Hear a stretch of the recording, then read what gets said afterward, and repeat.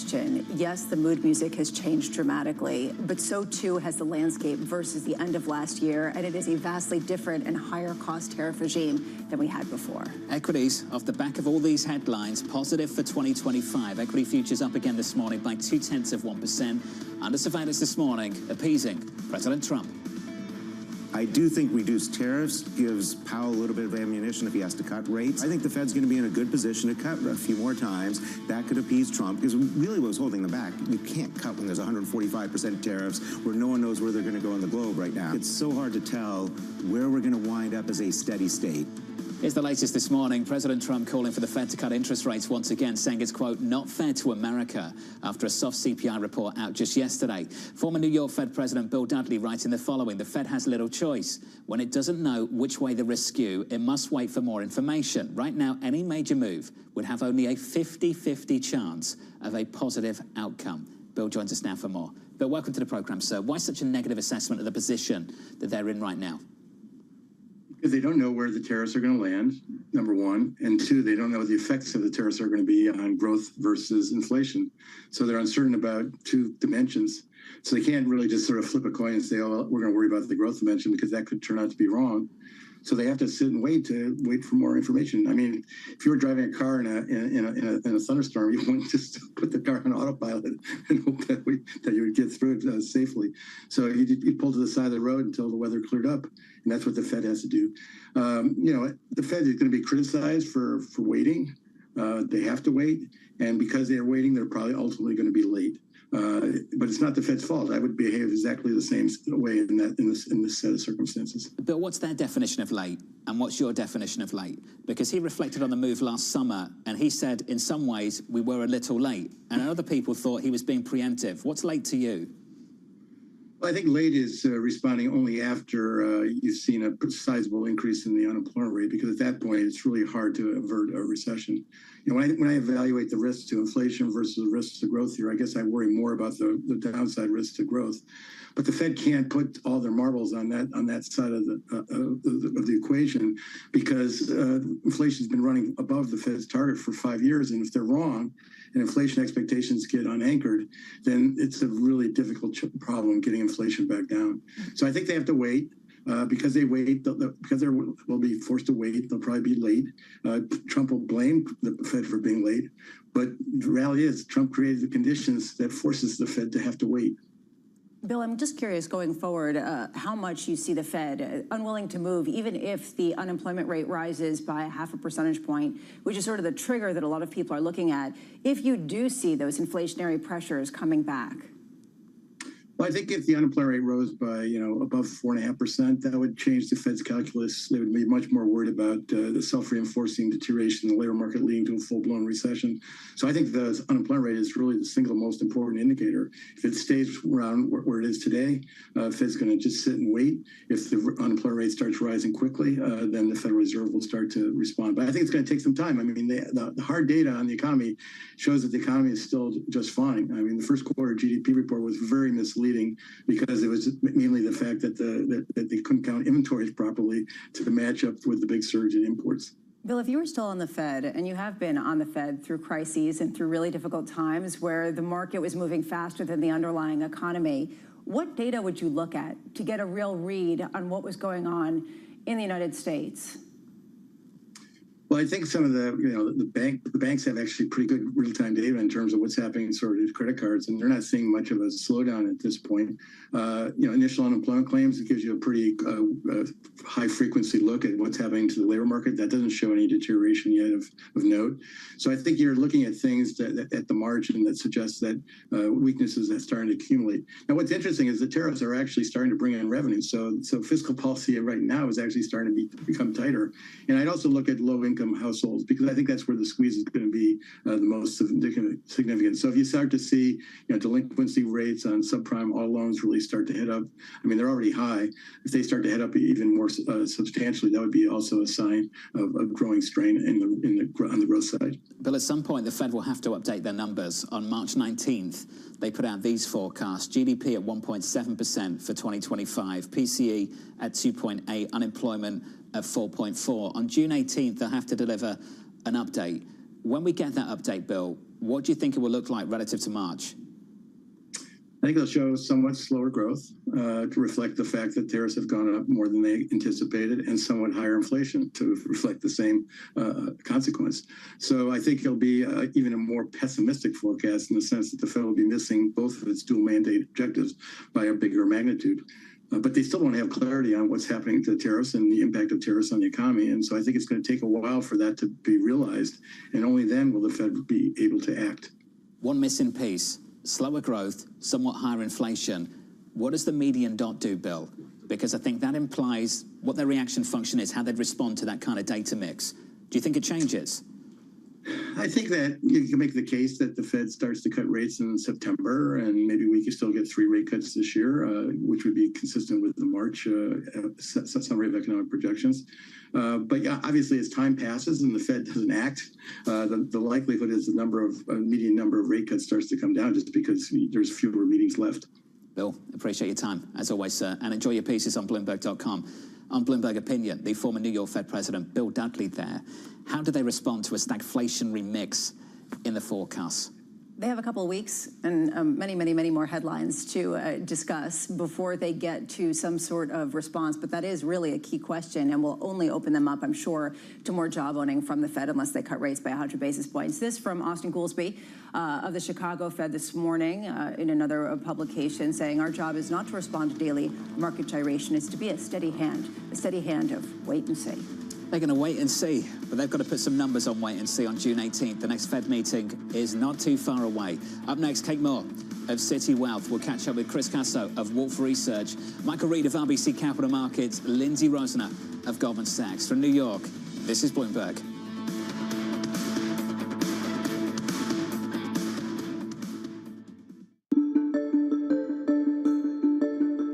Why is Baltimore so important to you? It's our state's largest city.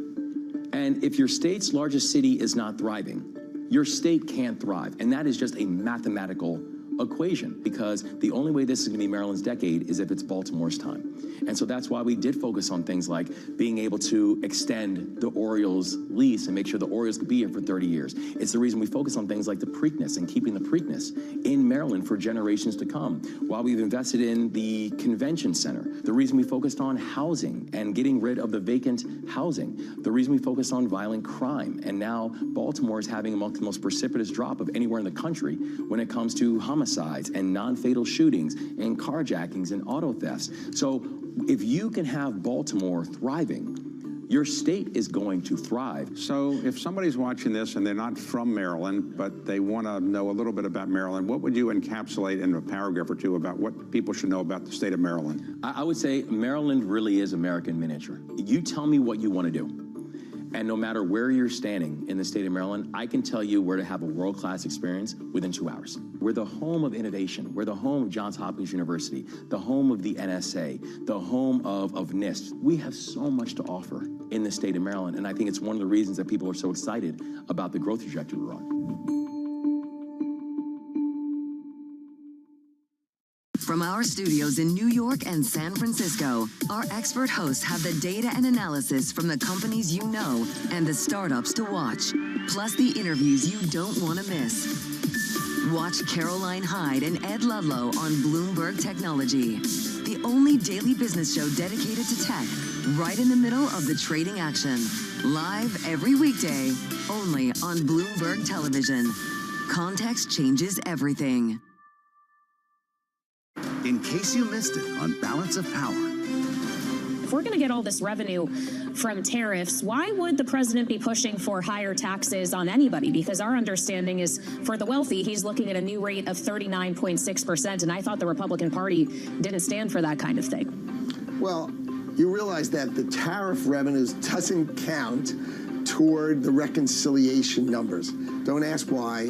I can't understand why. We're running it like 20, 25 billion a month, and they're not counting it, but we'll leave that aside for another day. This is Washington. They have their own accounting practices. So the president's trying to make sure he gets no tax on tips, no tax on overtime, and no tax on Social Security. And if he says, look, the richest Americans, remember, he cut it from 39.6 to 37. So if he just goes back to what he did last time, you know, I'm in favor of that. I think it's smart.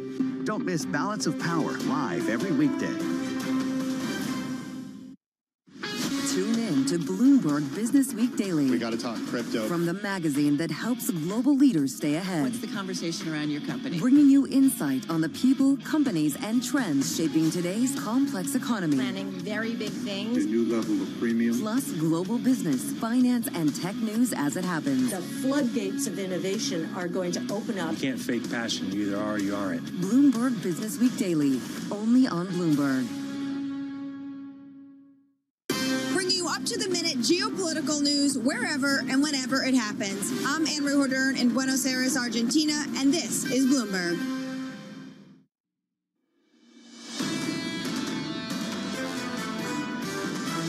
There is a lot of appeal to U.S.-denominated assets still. I don't think we're going to see this resurgence to buy America. It's very hard to undo a decade of policy that's been very favorable for the U.S. From a market perspective, anything that lowers that amount of uncertainty is positive. Most of the gains are behind us because it still is very hard for the S&P to reach new highs. This is Bloomberg Surveillance with Jonathan Farrow, Lisa Abramowitz, and Anne-Marie Hordern.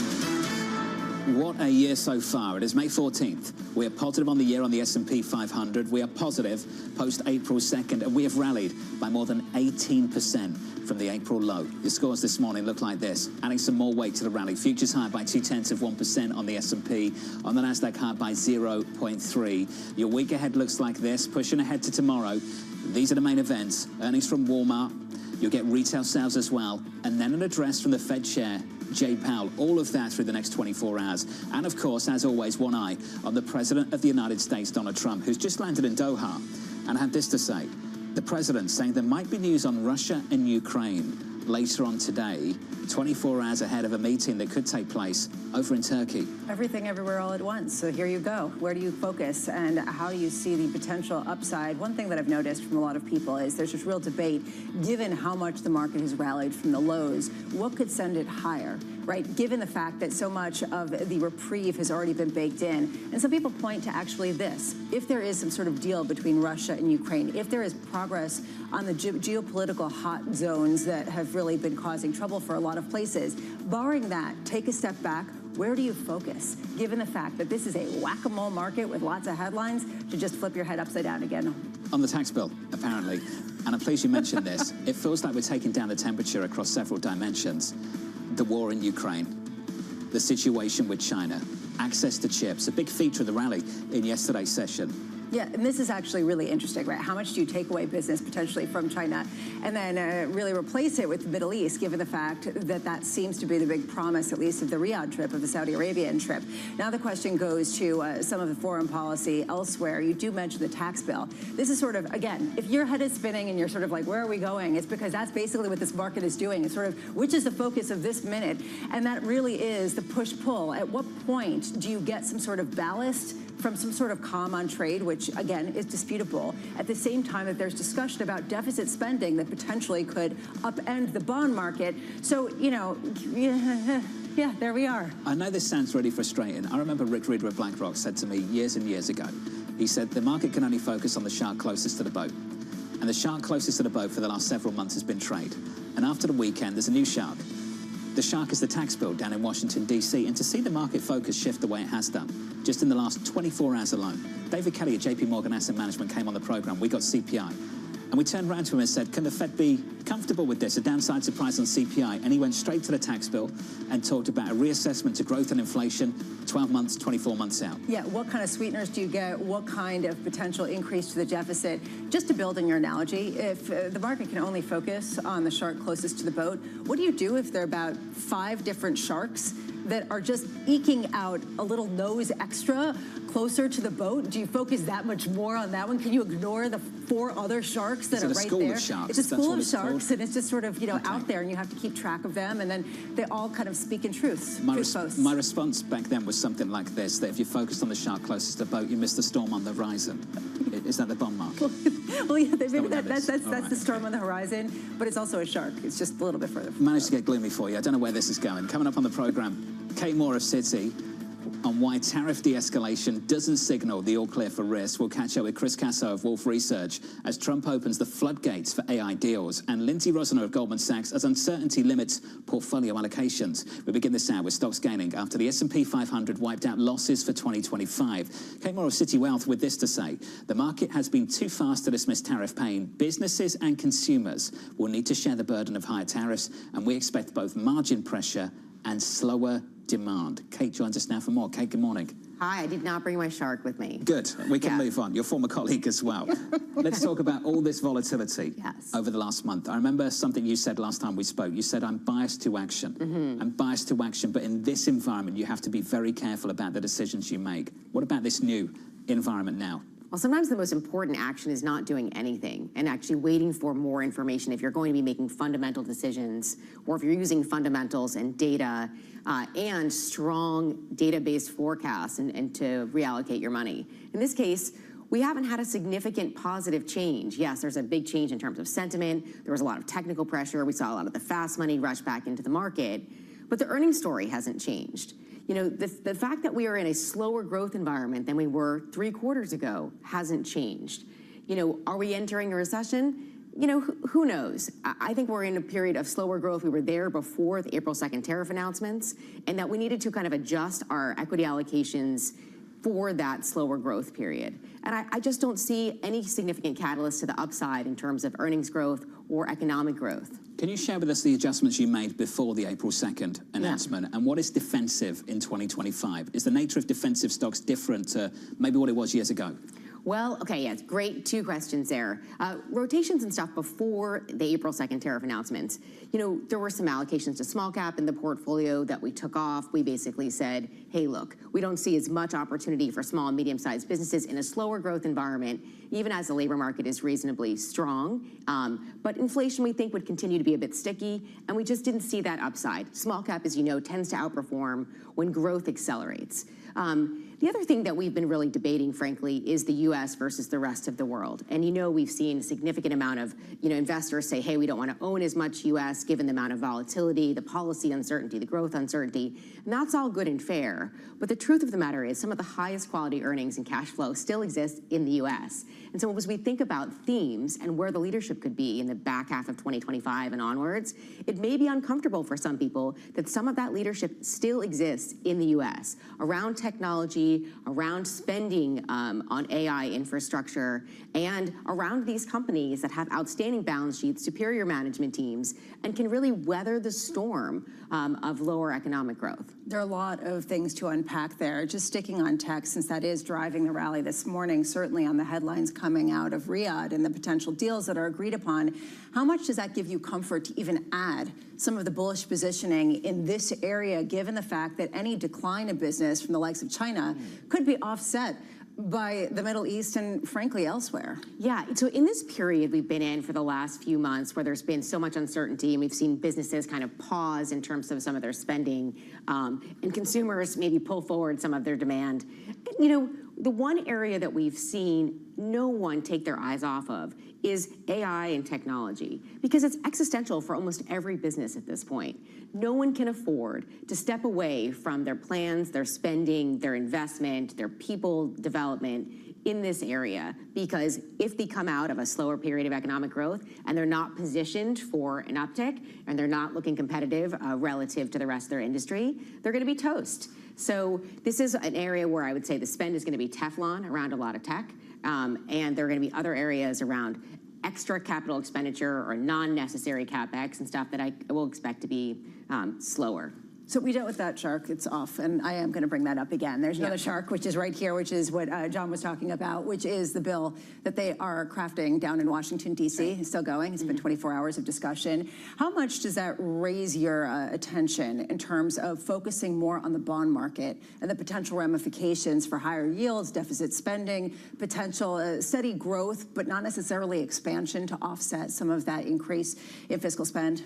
Yeah, look, I mean, it would be great to have some fiscal support, but by the way, we were having a bit of fiscal drag even going into this tax bill. That was 2025, just sort of the CBO estimates in general.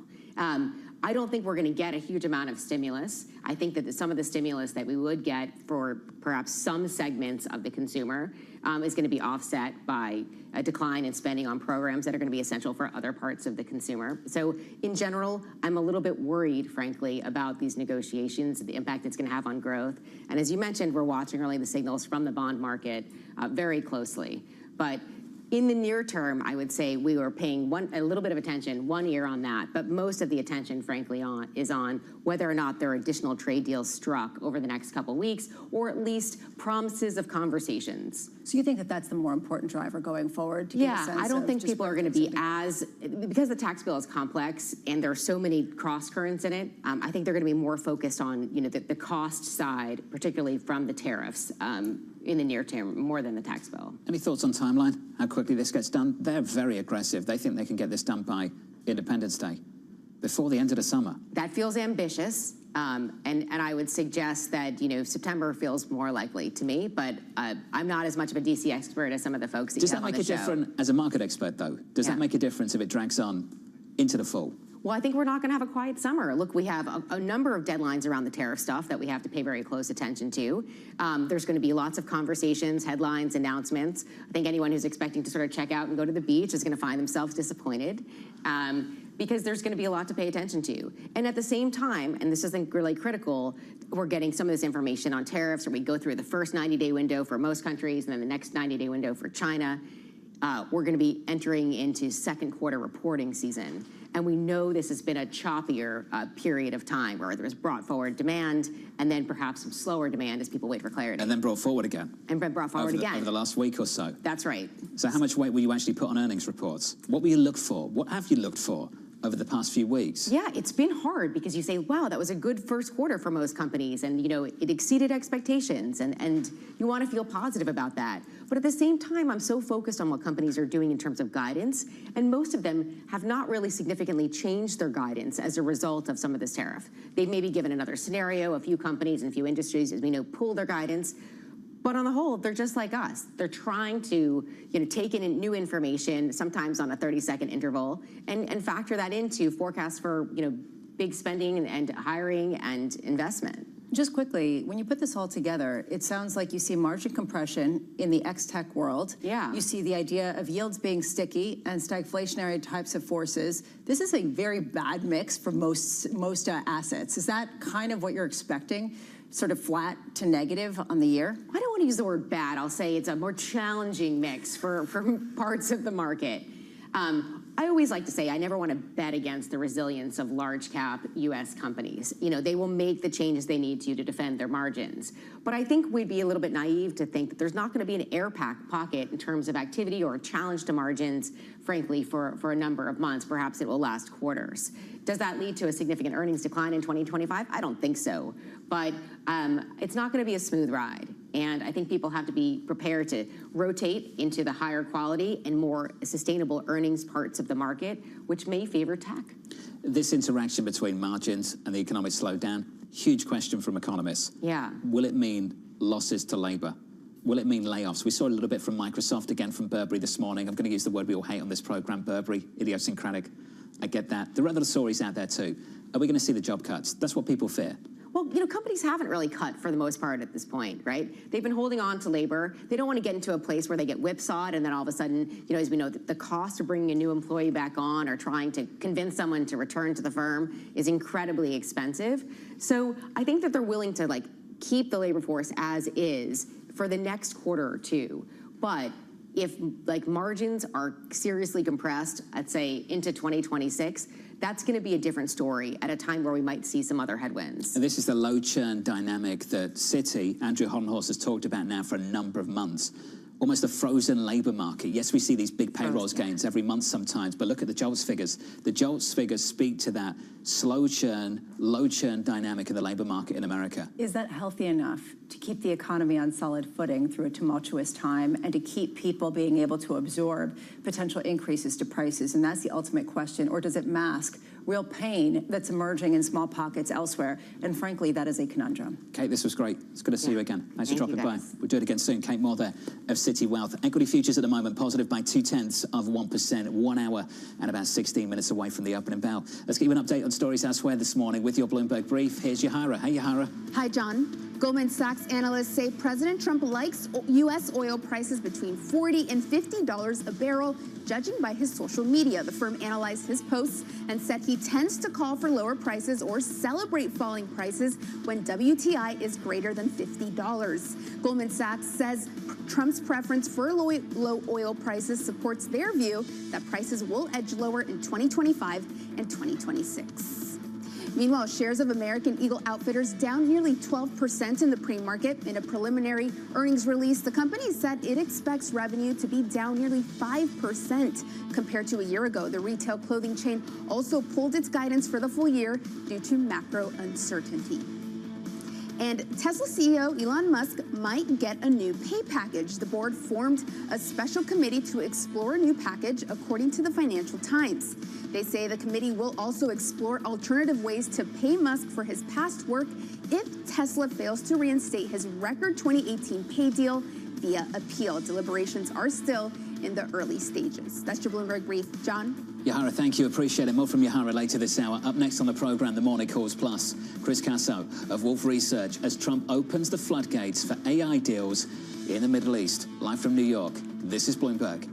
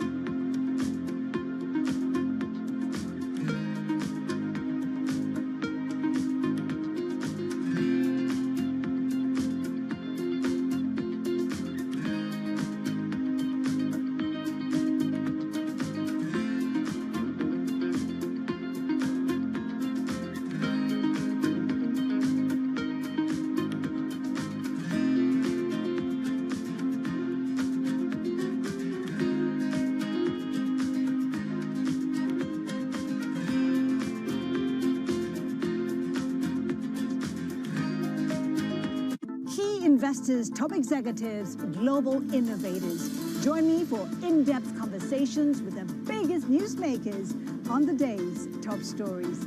Insight with Haslinda Anand, only on Bloomberg. Asia is at the forefront of some of the world's biggest stories. I'm Chevrian in Tokyo. And I'm Heidi Stroud-Watts here in Sydney, where the trading day begins. We're here in the center of all the action to get you set up with the numbers, news, and knowledge you need for the day ahead. The demand is indeed recovering. We've been waiting for this moment. The opportunity of a century. Join us on Bloomberg The Asia Trade. Weekdays only on Bloomberg TV. Context changes everything. At a time when policy in Washington is driving Wall Street, we draw a distinction between the rhetoric and the action, bringing you market-moving guests and original reporting. This is Bloomberg Surveillance.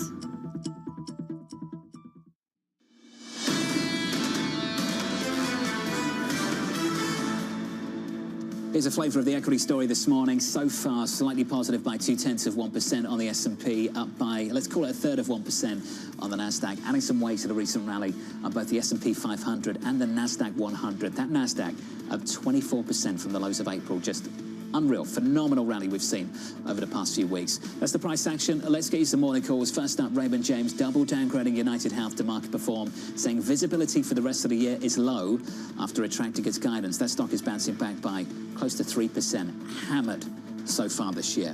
Your second call from Jefferies, downgrading Rivian, predicting a disappointing demand outlook this year. That stock is down by 0.9%.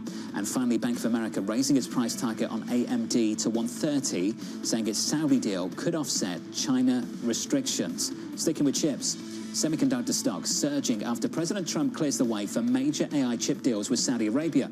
Chris Casso of Wolf writing this. This announcement does nothing to change our bullish view on NVIDIA or AI demand. Our concern is that government interference could potentially artificially reduce demand. Chris joins us now for more. Chris, welcome to the program, sir. Need to spend some time getting into what was actually announced yesterday, but I'd love for you to build on that. Why could government interference potentially reduce demand?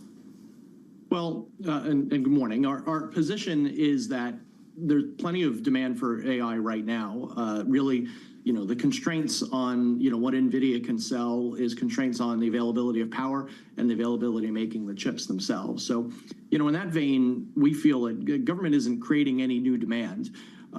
What deals like the Saudi deal do would be, potentially shift the location of that demand from one region to the other. But then the other concern that we have is that, now that the AI diffusion rules that were put in place by the Biden administration are now being redone, the question is, how are they being redone? And, what it would seem like is that this will be subject to individual deals. The concern that we have is, not the deals that are being struck, and that's fine. It's the deals that won't be struck. So will it be a situation where, AI chips will be used as some negotiating leverage in a trade deal, and that trade deal doesn't happen? Well, that would actually be a reduction of demand. So, Chris, let's build on some of that, because before I came to you, I read out this call from Bank of America that they say the Saudi deal could offset China restrictions. Are you saying it's too soon to know? Well, I guess what we're saying is that Saudi deal was going, in the absence of any regulations, that Saudi deal was going to happen. If the regulations were in place, so the Saudi deal wouldn't happen, the investment just would have been made somewhere else in one of the regions that were allowed to have chips. So again, I don't think this creates any new demand, and therefore I don't think it offsets anything. It just kind of shifts where the chips are on the table. Chris, does it do anything for just the development of artificial intelligence and the adoption of it, of the new technologies, to see governments so intricately involved in figuring out where deals would be struck, which companies are involved, which players really do get the upper hand? Well, and maybe put it in a little different way, the Saudi investment is, one of the things in AI we're calling a sovereign AI. And, for example, this organization is involved in building large language models in Arabic. And obviously, most of the large language models are in, some of the more, the larger languages, English and such. So you still are, and this is a big driver in AI, is that you need to have this capability in every language on the planet. And so, the Saudi investment is certainly doing that. And again, what our concern in government interference in this is this was, market forces doing this on their own. And, what we prefer to see is as little interference in that as possible, because the market is taking care of all the demand. All of that said, Chris, you still are very much positive on NVIDIA, and you do see this bull case simply because demand is so outstripping supply. Do you think that NVIDIA is going to be really still the clear winner, or do you see some progress being made by others? And I'm thinking not just about the likes of AMD and other U.S. companies, but also those in China. Well, so, and I think because of the strict restrictions that were put in place just a couple of weeks ago, where NVIDIA and AMD can't sell any chips to China, there certainly is going to be an AI industry in China. It's going to be led by Huawei because they have no other choice. The issue with Huawei exporting their technology outside, well, there's two issues. One is that actually the administration has said that using a Huawei chip is not permitted under the particular rules. So it makes it difficult for Huawei to sell outside of China. And the other problem is that Huawei just doesn't have access to the same process technology that NVIDIA has, because of restrictions on what equipment providers can sell into China, and then Huawei can't use TSMC like NVIDIA does. So I think Huawei itself is, is not a threat outside of China. Where there are alternatives for customers outside of China, is doing the chips on your own. And the biggest one of that is Google. Google does their own AI accelerator, and it's very good. And what we're seeing is others, Microsoft, Amazon are starting to do their own accelerator as well. I think that's NVIDIA's main competition, is the hyperscalers doing chips on their own. Chris, just build on that. You're saying the biggest competition could be their biggest customers. Absolutely. And, in semiconductors, there's always been a consideration, do I buy the merchant solution that's available to everyone, or do I build it on my own? Because of the enormous cost of these chips, obviously it makes a lot of sense for these guys to do it on their own. What Jensen, NVIDIA CEO, talked about at their event last quarter was his goal is to make this a race, right? He's trying to move as fast as he can, advance the technology as quickly as possible, and his customers, if they want to do stuff on their own, they have to keep up. There's a certain amount of the market which has to go NVIDIA because of software limitations and that, and so NVIDIA is always going to have a big place at the table, and how much share they have of AI is ultimately going to be a function of how effectively can those customers keep up with NVIDIA's technology doing custom chips on their own. Thought-provoking stuff, Chris. Appreciate your time, sir. Chris Casso there of Wolf Research, just reflecting on what's been announced over the last 24 hours and giving his thoughts on the path forward. The idea of the biggest competitors being the biggest clients, really compelling on multiple fronts. I will say, Google kind of has to. They've got an existential threat. I'm not just talking about being broken up by potential antitrust.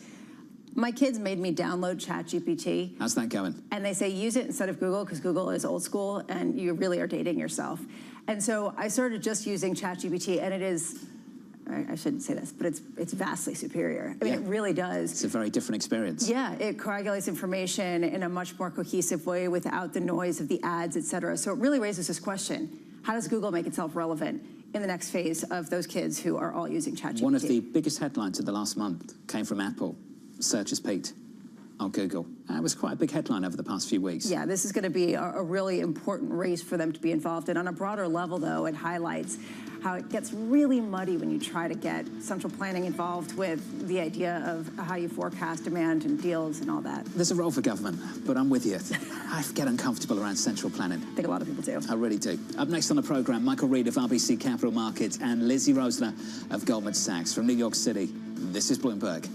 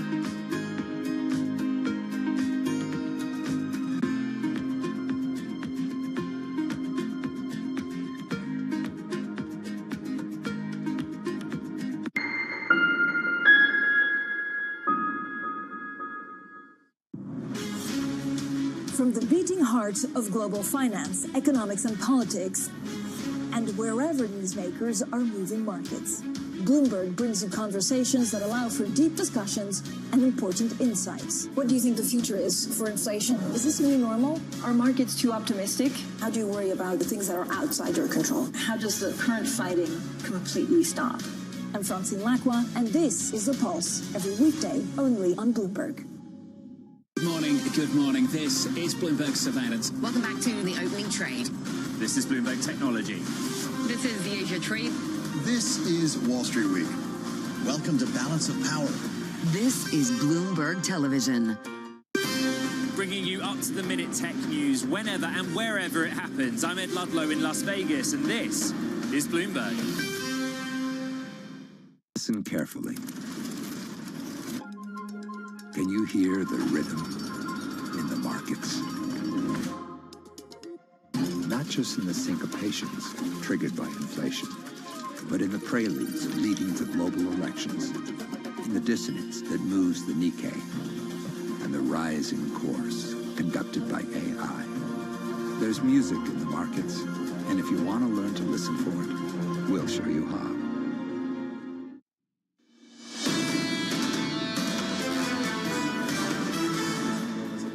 60 minutes away from the opening bell, equity futures just about positive this morning and on the year now, up by 0.08% on the S&P 500 after a tremendous rally off the low, up by more than 18% from the lows of April on a closing basis on the S&P. As of yesterday, on the Nasdaq 100, a move of more than 24%. Just unreal. This morning, we're higher by a third of 1%. Let's turn to the bond market. Your scores, 2-year, 10-year, 30-year. Have a look at 10s. Your 10-year at the moment, 447.48. The 10-year at the end of last year and the beginning of this year, let's call it 456. Yeah, we're basically right where we were before, so essentially nothing's changed. Again, people say don't go to the beach. Maybe we all should go to the beach because in, 3 months' time, it'll all look exactly the same, I'm sure. Everybody who's endured the last month deserves a trip to the beach. Amen to that. I'm not sure who's banning the beach. Remember when Libby Cantrell banned the beach last year? Yeah, and then we just heard a banning of the beach from Kate Moore. The banning of the beach has to stop. No banning of the beaches, all right? 1 hour away from the cash open. Let's get your morning movers with Danny Berger. Hey, Danny. Hey, John. I think if you're investing in chip makers, you can definitely take some time and go relax on the beach because these keep rallying. It's remarkable. We had a big surge yesterday, and it continues. NVIDIA up 3% in the pre-market, AMD up 4.2% after the deal signed with Saudi for a new investment pack with U.S. chip makers.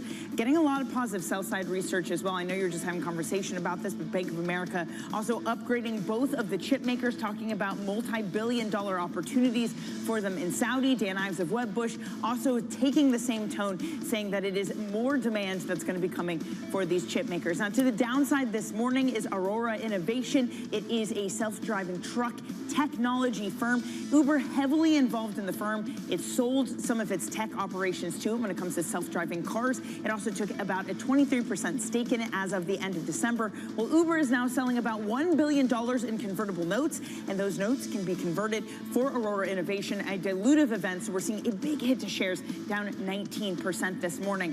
Also to the downside in a big way, American Eagle down 13%. It has completely scrapped its 2025 outlook. Another retailer to do this, saying it is facing macro uncertainty, also pre-announcing a very weak first quarter, heavily marred by discounts, by excess inventory, and a big write-down of that inventory. John. Danny, thank you. The dispersion within that industry has been amazing to watch over the past month or so. We get another update from retail tomorrow. You'll get Walmart, get retail sales as well, and you'll hear from Chairman Powell too. It's quiet this morning, but a busier 24 hours coming up. Let's get to Mike McKee for more on that. Our economics and policy correspondent. Good morning, Mike.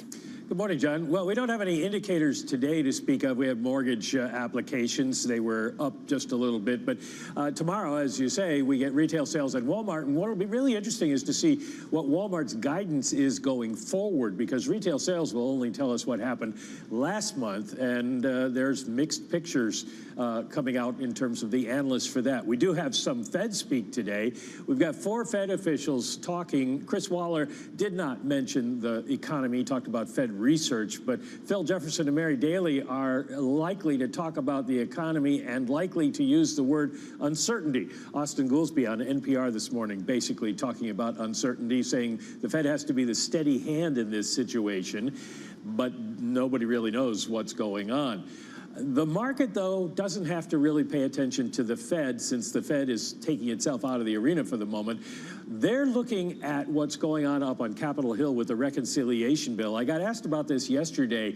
What we've seen is a drop in the short end. This is the yield curve. A drop in the short end because people are thinking the Fed might have to get involved if the economy slows and they have to cut rates. But the long end going up because the reconciliation bill contains a lot of financial stimulus for 2026, 27, 28, and that could contribute to inflation in the long run. Also on the reconciliation side is the whole debate about the debt ceiling, and you can see that playing out now in the bill market. Look at the yield on the 3-month bill, which falls into that period in August when the debt ceiling would probably be hit if they don't get something passed sooner than that.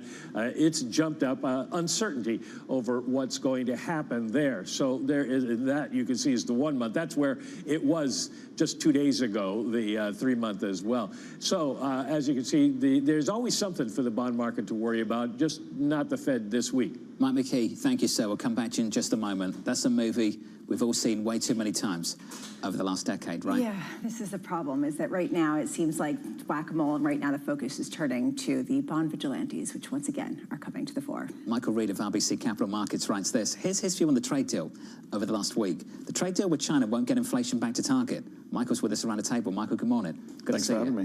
Why aren't you encouraged? Why can't you take comfort from what was announced over the weekend? Well, we're just going from something that was very bad to something that's now just bad. We're looking at an effective tariff rate that is about 5 times higher than it was in 2024. And the deflationary help we've been getting was coming all from the core goods space. So when you start adding tariffs onto goods, that's going to you're going to lose all that help. And you're going to lose that progress that you've been making, getting back to 2%. We saw that stall in 2024, and we don't think we're going to make much progress here in 2025. In the pandemic, negative supply shock meets positive growth shock, positive demand shock on steroids. How different are things now, this year?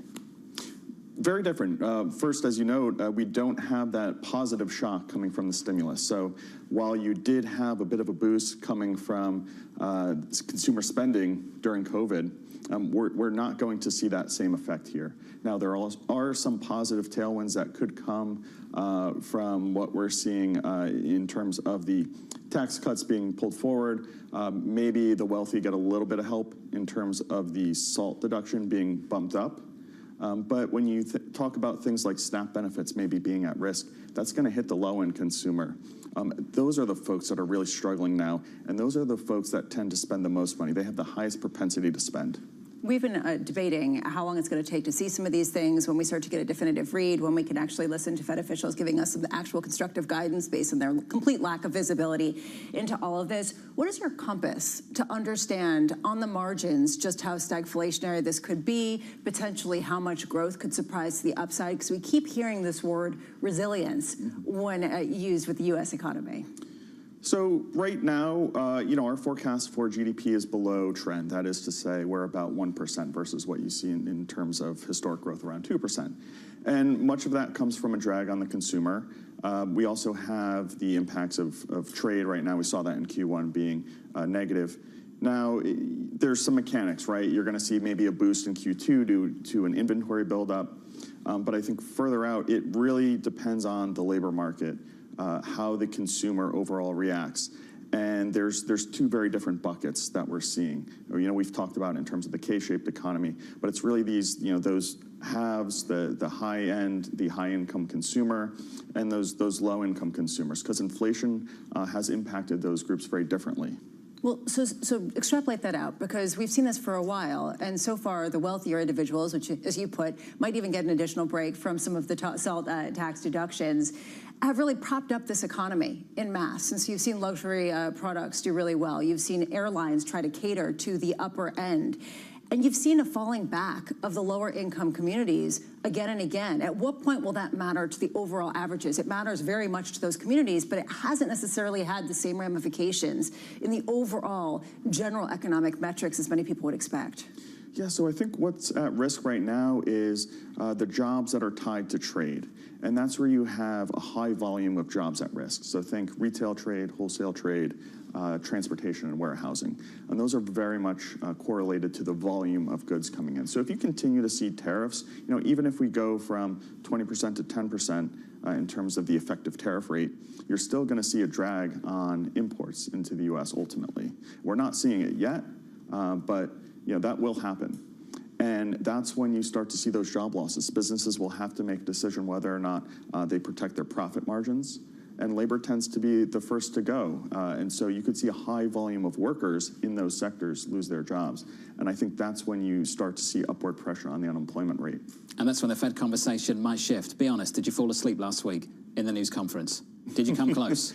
I came close, but, Powell continues to kind of maintain a center line in terms of how he's managing both the expectations for labor and inflation. So I think the takeaway was we'll continue to wait and see. Can he repeat the act on June 18th? I think he's going to have to. It gets harder with the forecasts. How are they going to change versus March? Yeah, I think they won't change all that much, to be honest. Interesting. They will maybe move some of their GDP forecasts lower. I think they'll have to think about inflation.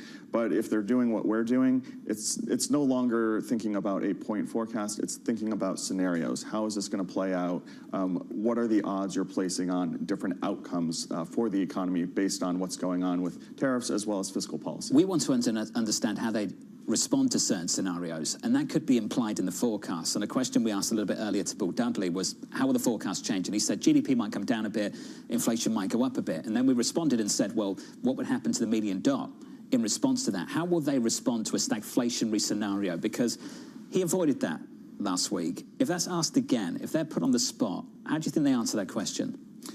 I think they're going to wait and see what the data tells them. I think that's what they're going to say.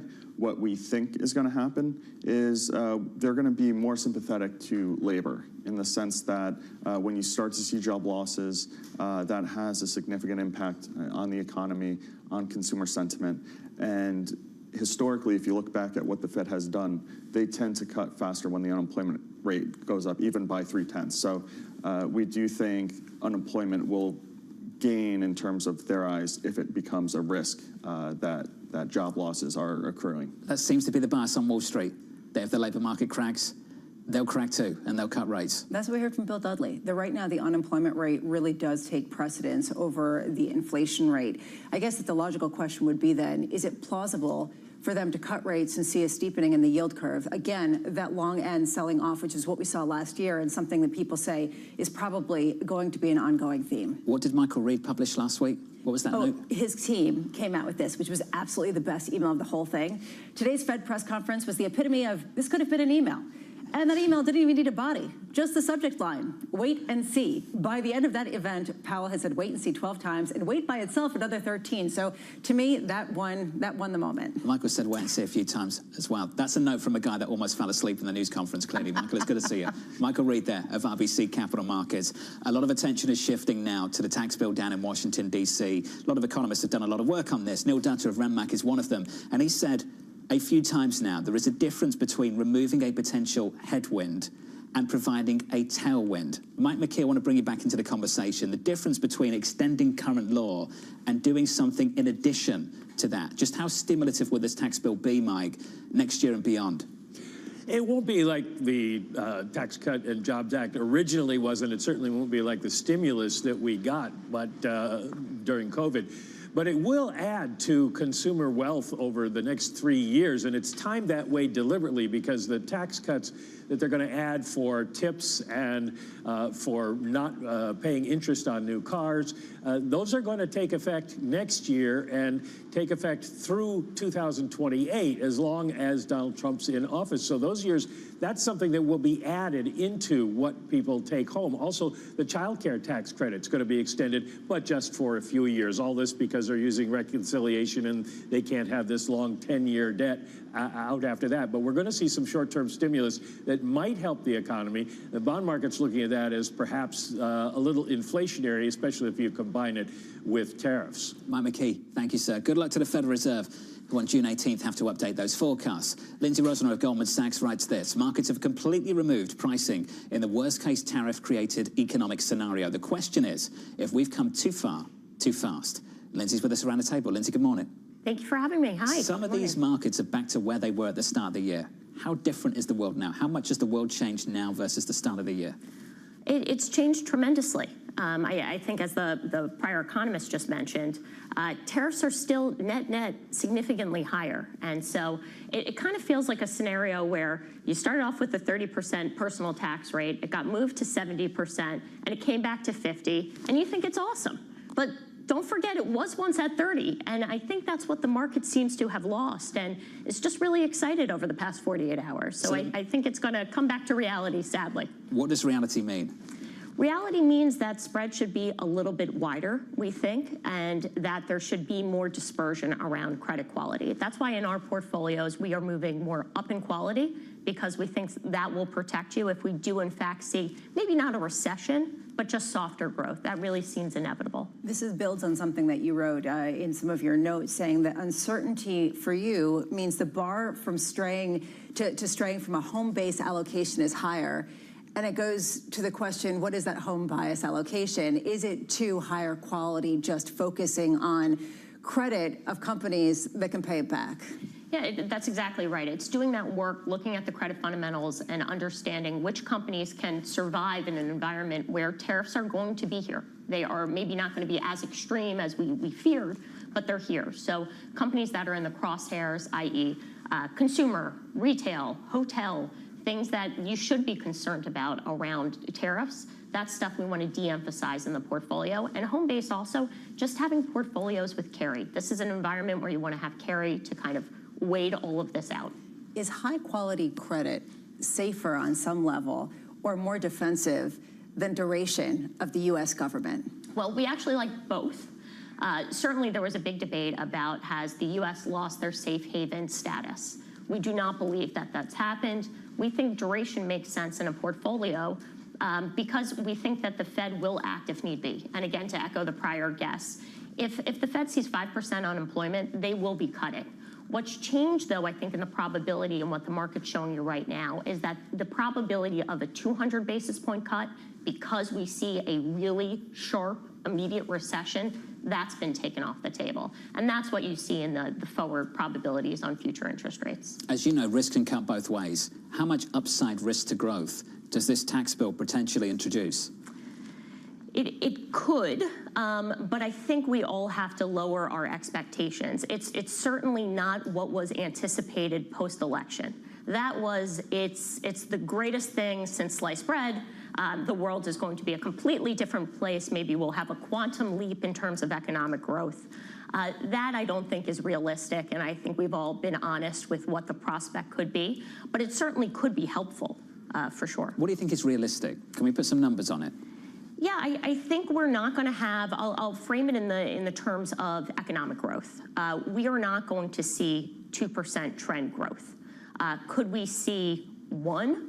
Does it not have to be 0% and certainly not negative? Yes, I'll say that. But to think that what could happen in this tax bill could then unleash animal spirits and that we move beyond a 2% trend growth, we are not seeing that at all. Is 1% growth sufficient to keep spreads contained?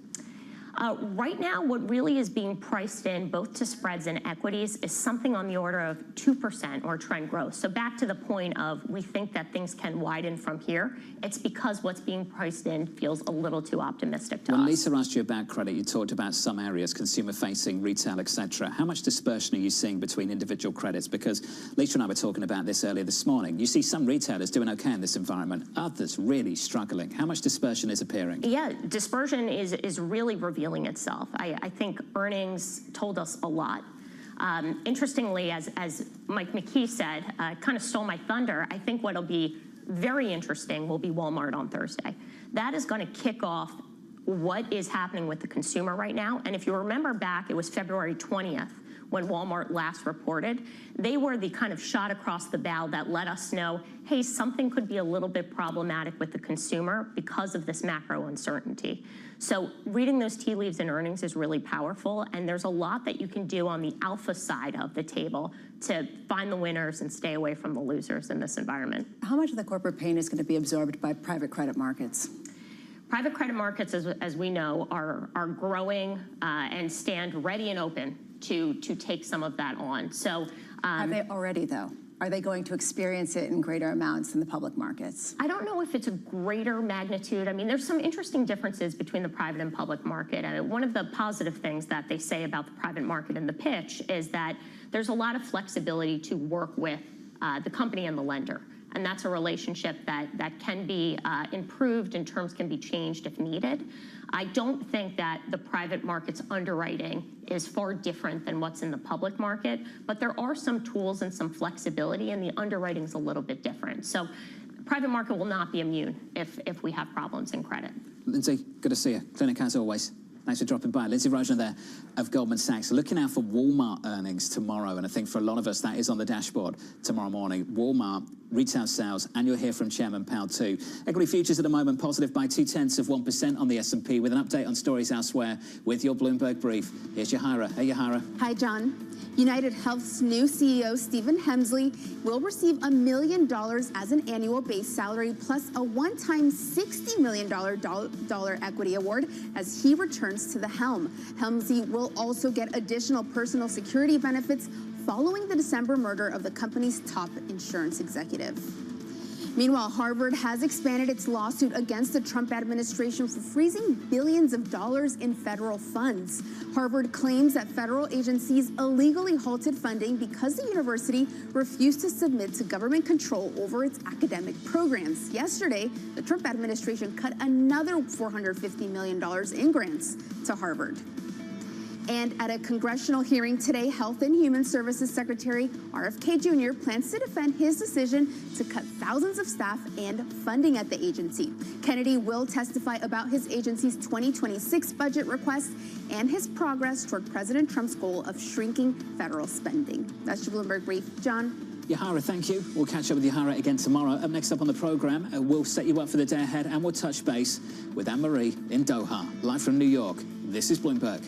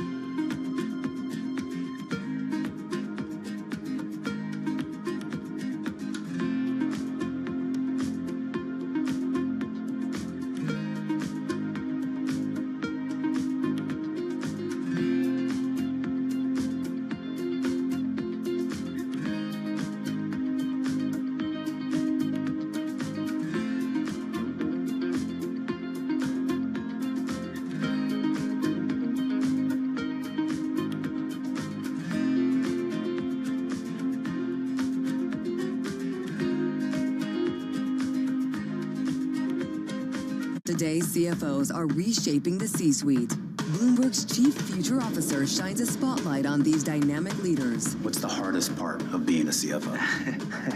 It's hard to come up with that. It's the vast responsibilities, the need to be engaged in different topics. It's remembering which audience I'm speaking to and what I can say in that context. The job is not just being the executive of the finance function. It's being an executive for the company. I would say it's prioritization. Complete the sentence. The hardest part of being the CFO is telling people no. It's hard. It's the right thing to do, but it's always hard. So being just like a touch of a heartbreaker, basically. Yeah. We have a plethora of good opportunities. Some are really, really good, but as we strive for the great ones, sometimes those really, really good ones have to be left behind. New episodes this spring, only on Bloomberg.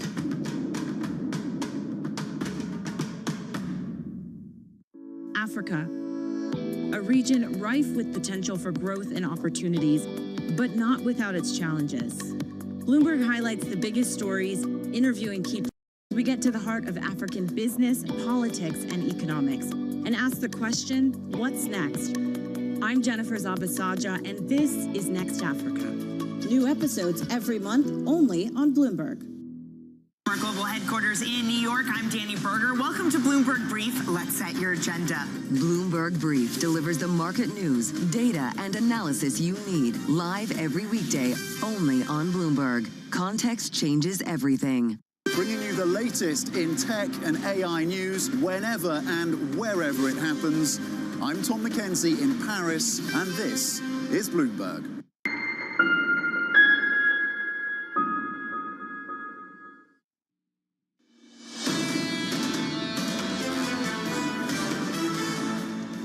The open about 36 minutes away with equity futures positive by 0.2%. A busy 24 hours coming up. Your calendar, your trading diary looks like this. Today, the President of the United States in Doha after wrapping up his visit to Riyadh. Tomorrow, this is where it all begins. Walmart earnings, PPI, retail sales, another round of jobless claims, plus remarks from Fed Chair Jay Powell and President Trump heading to Abu Dhabi. So look out for all of that. And going into the weekend, one final data point for you. You missed consumer sentiment. Joining us now on the ground in Doha, AMH. Anne-Marie, let's get to it. The President just landing moments ago, a number of hours ago. Talk to us about this leg of the trip and what we should look out for.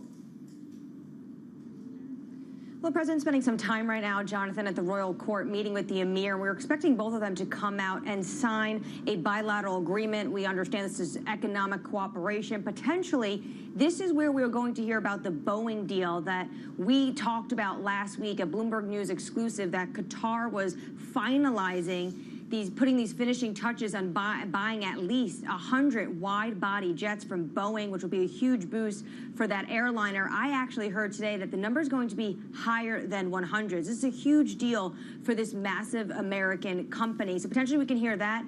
Of course, lingering on this leg of the trip is all the fuss, really, about that Air Force One. A lot of pushback right now, Jonathan, in Washington about the security concerns if he was to accept that jet. Looking forward to your reporting, Anne-Marie on the ground, following the president. We're looking forward to the next 24 hours.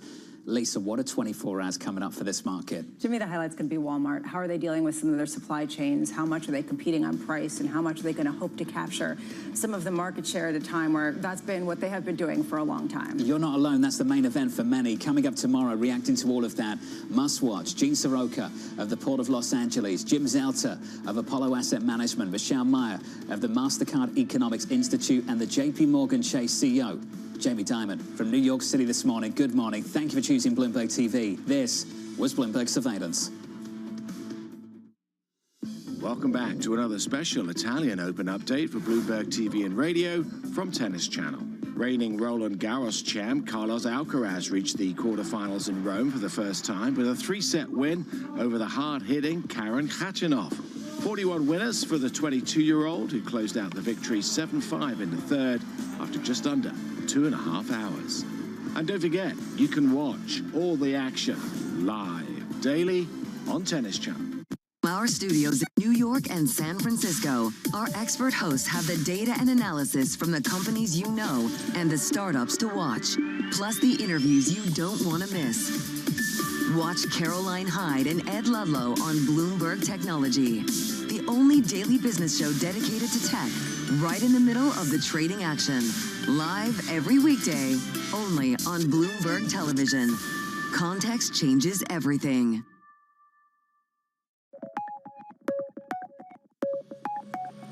What would it mean for India to host the Olympics?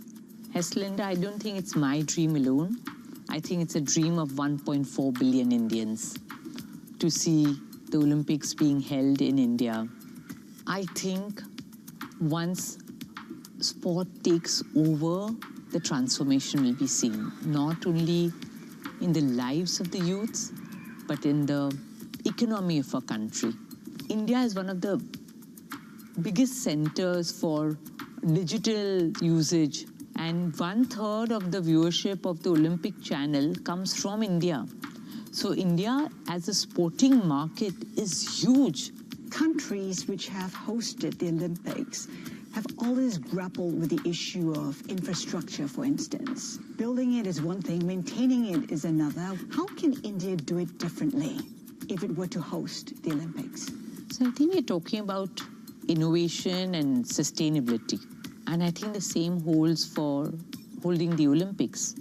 What if you look at a sustainable model? What if you look at refurbishing old stadiums, reusing what we have. So I think the move has to be a sustainable move.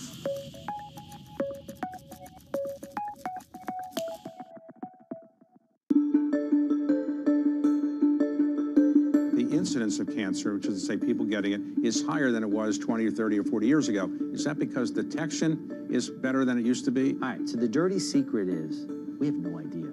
We don't collect data well in the United States. What we do know is that there's not a dramatic rise in cancer in the United States, but what we are seeing is a troubling trend is younger people are getting more cancers. That's real. We have no idea why, but we are seeing younger people, more colon cancer, more breast cancer, and other cancers in younger individuals, 20, 30, 40-year-olds, that we never used to see. What do you think could possibly be the cause? I assume pollution or the environment in some ways? We assume it's either something in the environment, we assume it's diet, it's ultra-processed foods, it's microplastics, it's changes in the microbiome. We really don't know.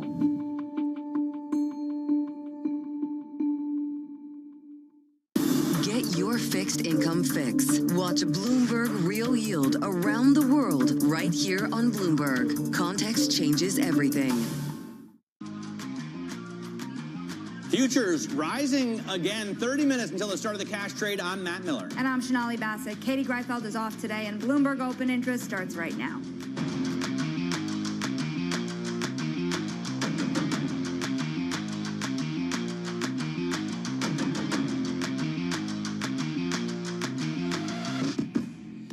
Coming up, we are back in the green as investors await fresh catalysts for the rally that erased the S&P 500's 2025 losses. Bold calls out today. Citi and JP Morgan are betting that this year's biggest losers, that's small caps, tech hardware, and home builders, will become short-term winners as trade tensions ease. And deal making in the Middle East. President Trump seeks to forge deeper business ties that push U.S. tech initiatives to center stage. Shonali, what stocks are you watching? And some people like those initiatives, particularly these AI companies. NVIDIA is up almost 3% pre-market, about 2.8%. Chip makers are all higher as the U.S. clears a path for Saudi Arabia and the UAE to pursue more AI ambitions. NVIDIA and AMD are already planning to spend billions of dollars in the region, Matt. All right, also, I'm watching American Eagle Outfitters. They are down sharply after withdrawing their forecast. Another company to withdraw its forecast due to the macroeconomic certainty. You can see the shares today down 13% in the pre-market. They've already lost about 50% of their value, Shonali, in the past year. And Matt, meanwhile, President Trump has sent a message to the world in Saudi Arabia. Make business deals and the U.S. won't meddle in your affairs. He praised the Middle East during a meeting with Gulf state leaders yesterday in Riyadh. I've seen such progress. It's really incredible. I've also seen great unity and friendships. I've spent a little time with you just before this, and I've seen tremendous unity, tremendous friendship, and the whole world is watching the Middle East, and many are watching with envy. You have something very special going on. Now, President Trump landed in Doha today. Anne-Marie Herdern, Bloomberg's chief political correspondent and co-host of Bloomberg Surveillance, is there. She joins us now on the road. Listen, Anne-Marie, yesterday, 1 day ago, was full of fireworks. Do we expect those same fireworks as he continues this trip through the Middle East in terms of multi-billion-dollar announcements or strategic deals? Well, you know, Shonali, sometimes 24 hours in Trump world certainly does feel like a year. A ton of deals were announced yesterday, and also some massive headlines on the geopolitical front, especially when it comes to the likes of Syria and the president lifting sanctions on Syria and meeting the new Syrian leader this morning before he touched down in Doha, where I am. And he's spending his morning at the royal court. We are expecting him and the emir to come out. They're going to be signing a bilateral cooperation focus on economics. More deals are expected. Last week, Bloomberg News, we had exclusive story that Boeing was lining up to work with the Qataris. The Qataris are willing to invest, buy 100 wide-body jets. I was told this morning that actually you can expect that number when they come out and announce it to be higher. So more than 100 jets being purchased by the Qataris. So expect more deals today when it comes to the president and his time here on the ground. Also, we are wondering whether or not, for some it's fuss, for some it's consternation, whether or not the president is going to announce this Air Force One Boeing from the Qatari royal family that he would be using. What I've been told that this is still being worked out, whether or not this is legal. There's a bit of pushback right now in Washington amongst Republicans about the security of this, the legality of this, and just whether or not it's appropriate. It's Interesting to say the least. I mean, we did get the Statue of Liberty as a gift from a foreign government, but is this plane used? I mean, I'm not 100% sure it makes sense to have someone's old plane that they've dressed up in their own style as Air Force One. How does that work? Well, I think what would happen is you would just have the bones of the plane and they would completely remove all the guts. There would have to be a tremendous amount of security overhaul if this was going to be carrying the President of the United States. The issue, of course, is the fact that the President in his first term put in for a new Air Force One with Boeing, and obviously there's just been delays on delays. And how the President talked about it to Fox News last night was that the Qataris heard about it and offered up this jet that they had, which I believe at the moment is actually being housed in the United States.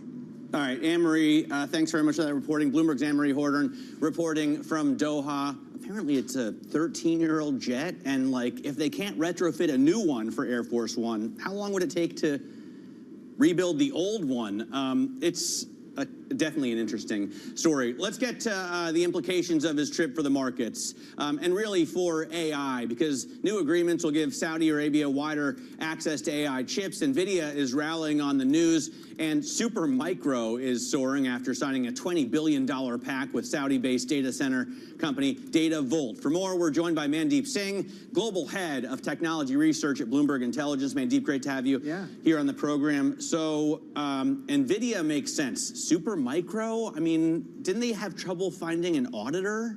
Well, I mean, that's, I guess, past right now, given how much things have changed. That was months ago, right? Well, and look, I think more than Supermicro, this means a lot for NVIDIA, just because, you know, there was concrete announcement around sovereign buyers emerging for NVIDIA's chips. And so far, the biggest concern was NVIDIA is exposed to the hyperscalers.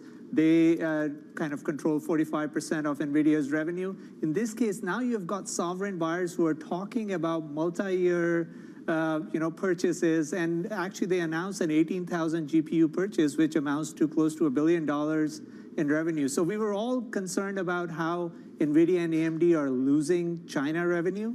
Well, now we have an offset here in the form of two countries, Saudi and UAE, and it trickles down to a Supermicro. But it's not very clear, you know, what sort of margin impact it will have on Supermicro. So more, I would say, of a positive for NVIDIA than it is for Supermicro. Yeah, my one comment on this, too, is in addition to the benefit for AI, there could be very significant implications for energy costs. And I think that's probably not really understood yet what that could mean. I also want to talk about Apple here, because there's a different story to be talked about when it comes to the challenges that it's facing. We are now hearing that Hon Hai, which is a partner for Apple, is tempering its full-year sales outlook. How do you read through to the impacts? Well, so in the case of Apple, I think the smartphone refresh cycle we know has been protracted. It really hasn't played out, even though there is a pull-forward component that everyone expects because of tariffs, and that should drive the 1Q. But in terms of the, the data center trend that has helped NVIDIA and all the players on the server side, you don't see the same in terms of smartphone as an end market. So with Apple, until and unless, you have more clarity on how much Apple Intelligence is going to improve over the next few months, it's hard to kind of pinpoint a big refresh cycle scenario right now. Yeah, and in the meantime, Apple down about 0.4% pre-market. Mandeep, we thank you so very much for your time. That is Mandeep Singh of Bloomberg Intelligence.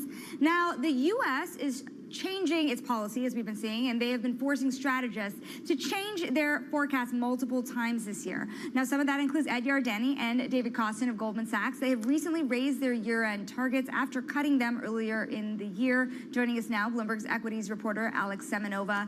And it's interesting, you talk to investors and they say, we want to buy, but we're nervous about it too. Is it same for the strategists? Yeah, pretty much. Basically, you can't fight the momentum of this market once it goes back to the upside. It's been pretty incredible. Last month, actually, strategists cut their year-end forecasts at the fastest pace since the pandemic, and now they're going back to their bullish ways. They entered 2025 pretty optimistic until we got tariff announcements, cut their forecast pretty quickly, and now that we've gotten, a pause on tariffs, they're saying that the risk of a recession is lower. They're expecting that AI will regain momentum after positive earnings. You have Goldman Sachs actually upwardly revising its forecast twice since last Friday. David Kostin there first, moving it up to 5,900 by the end of the year, and then 6,100 after the trade deal with China. And then also Ed Yardeni, I just caught up with him yesterday. He said that he usually sticks with his forecast through the year, and it's been really unusual to have to revise it so often. He said that he told his clients that he reserves the right to revise his forecast as often as the president changes his mind. Yeah, I thought it was a great quote there in the lead of your story. What are we now expecting? When you look across the sea of forecasts that you survey,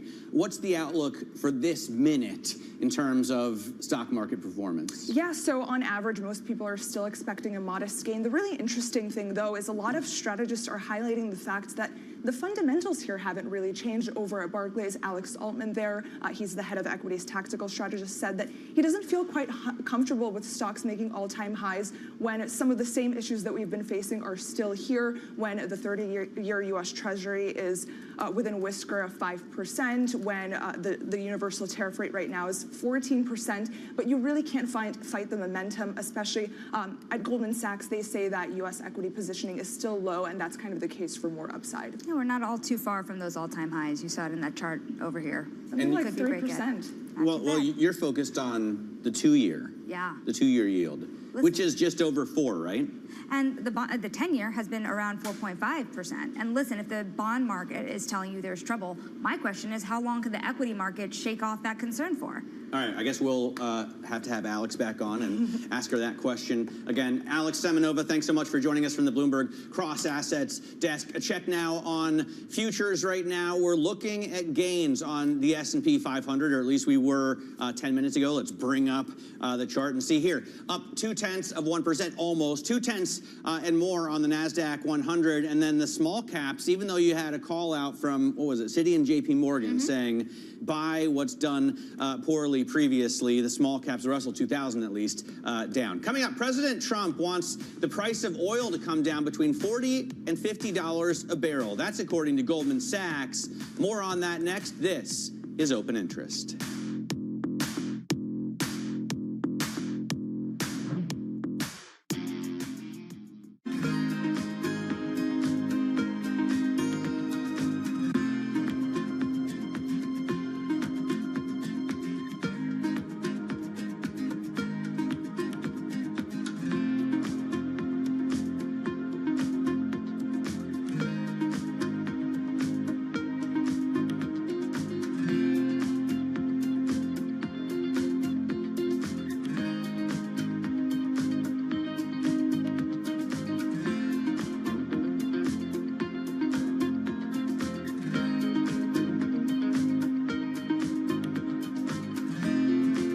Listen carefully. Can you hear the rhythm in the markets?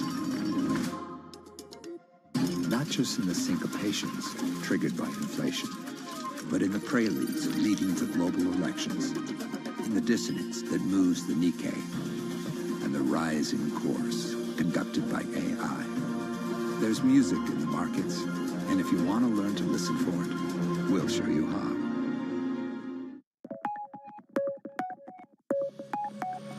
What makes it India's time?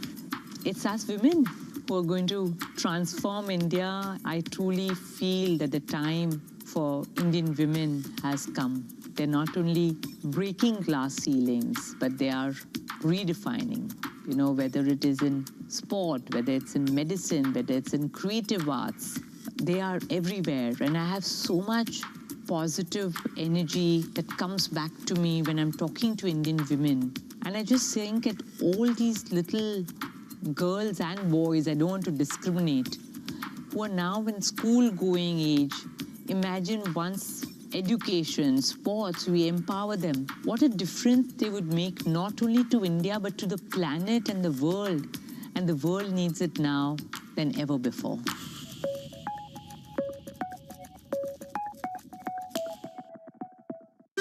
Bringing you up-to-the-minute financial news whenever and wherever it happens. I'm Michael McKee at the Federal Reserve, and this is Bloomberg. Key investors, top executives, global innovators. Join me for in-depth conversations with the biggest newsmakers on the day's top stories. Insight with Haslinda Anand, only on Bloomberg.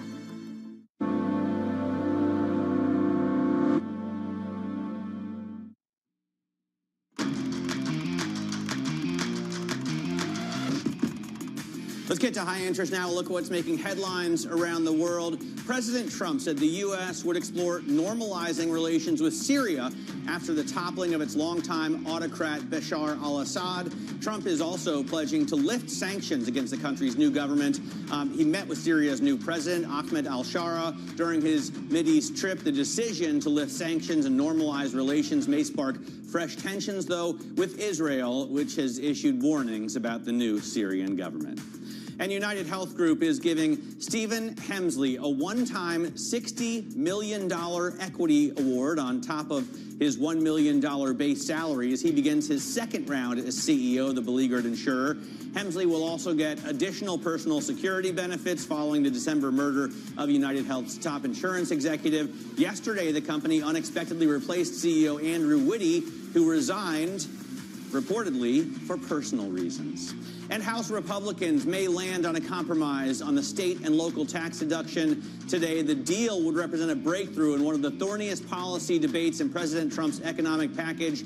The House Ways and Means Committee is debating a proposal that calls for increasing the SALT cap that Trump put in place. Remember, it was unlimited for over 100 years, of $10,000 to $30,000, and phasing out that deduction for individuals who earn $200,000 or more. But several lawmakers have already rejected that plan, saying it doesn't do enough to reduce the tax burden for people living in their districts. Shonali? We're going to turn now to the oil market because crude is down about 1% in today's session. But Goldman Sachs has shared an in-house analysis of President Trump's social media posts. And they've determined that he seems to favor U.S. oil prices between $40 and $50.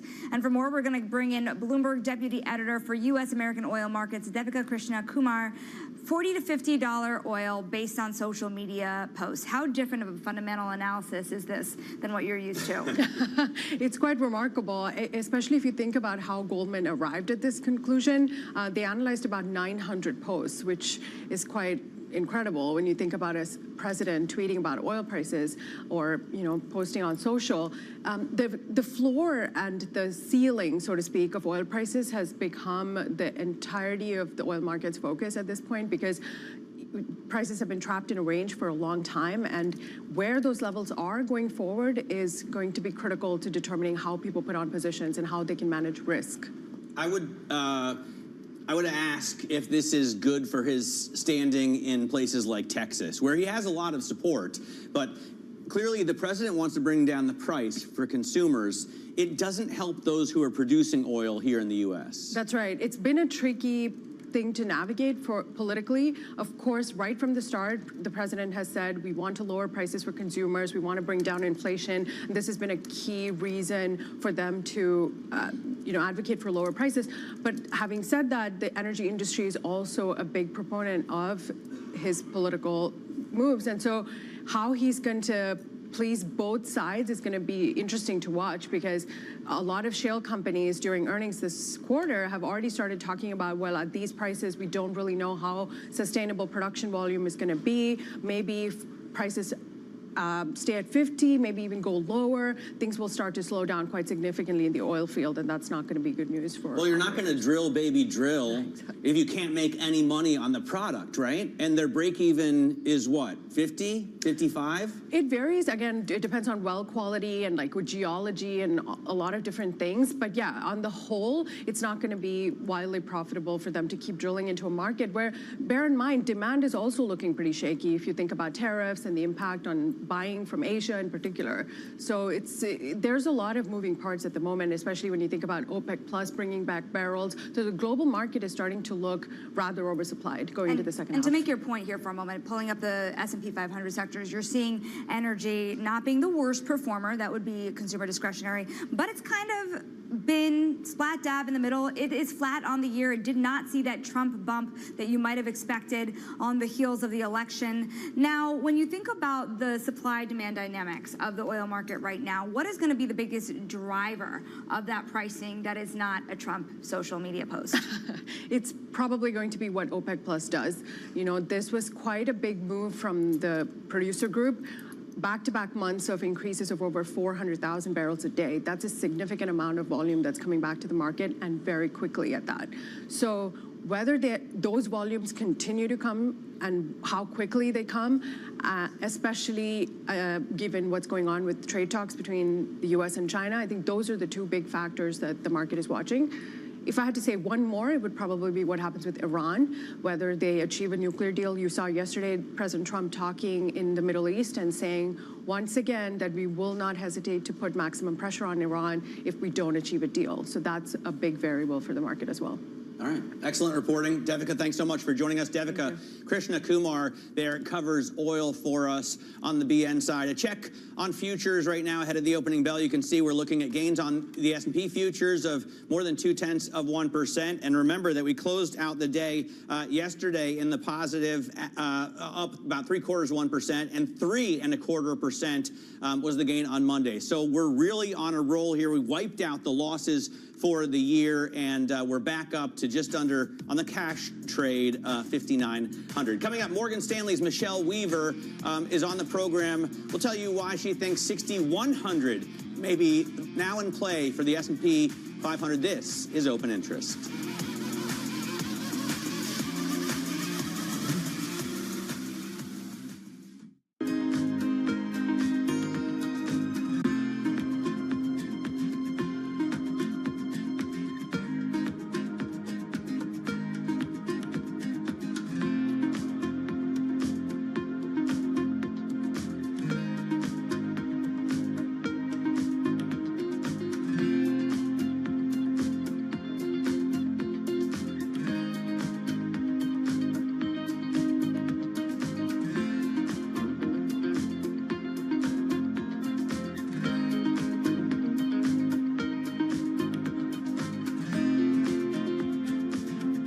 From our studios in New York and San Francisco, our expert hosts have the data and analysis from the companies you know and the startups to watch, plus the interviews you don't want to miss.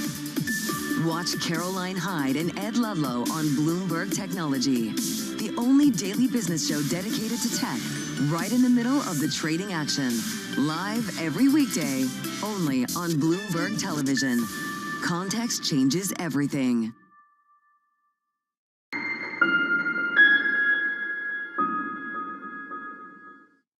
Get your fixed income fix. Watch Bloomberg Real Yield around the world right here on Bloomberg. Context changes everything.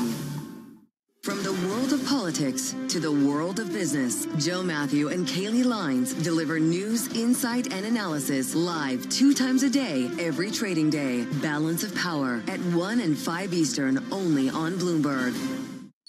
Asia is at the forefront of some of the world's biggest stories. I'm Sherrian in Tokyo. And I'm Heidi Stroud-Watts here in Sydney, where the trading day begins.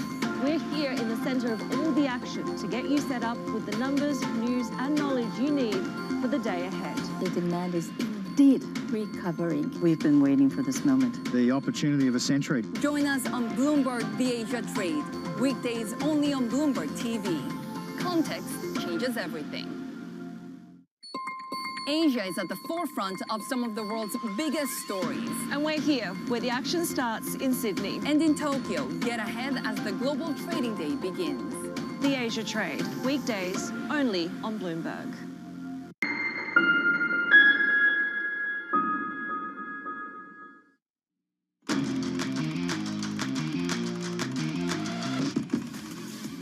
Two of Wall Street's major trading desks are making the same bold call as U.S. stocks tensions ease on the pressure on them. We're going to look into the biggest losers for the quick short-term profits. Citi and JP Morgan, they are bullish over the next few weeks on small caps, technology, hardware, and home builders, all of which have lagged the broader index. But will you buy? Joining us now, Michelle Weaver. She's Morgan Stanley U.S. thematic and equity strategist. You're seeing a proper jump back. You had Matt talking about how the S&P 500 now finally positive on the year. Same goes for the NASDAQ 100, but not so much for the Russell 2000. It's still down almost 6% this year.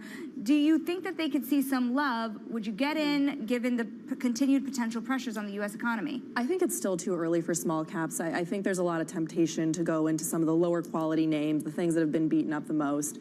But I still do think it is too early. Tariffs, the risk is going down. We're seeing, positive momentum there. But the tariff policy is far from final, and small caps have a lot fewer levers to pull when it comes to tariff mitigation strategies. So I think it is still too early there.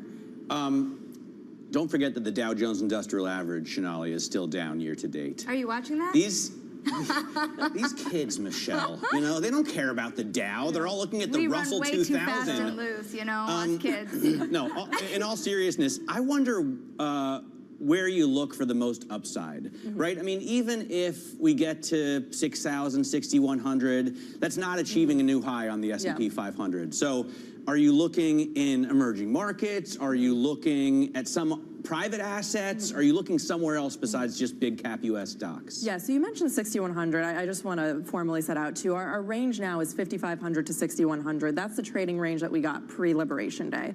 Liberation Day was such a surprise, I think, for markets on the level of tariffs that we saw. You got through the range to the bottom side, but I still do think that 55, 6,100 is where we're going to be, especially into the summer when we get more formalized discussions on trade. But I think, not to sound like a broken record, but it's still high quality, it's still large cap. Those names have worked well, and that's really still where we see, and we want to be relatively safe from here. Where can I get my 25% gain this year? I think that maybe that's tougher to come by, my friend.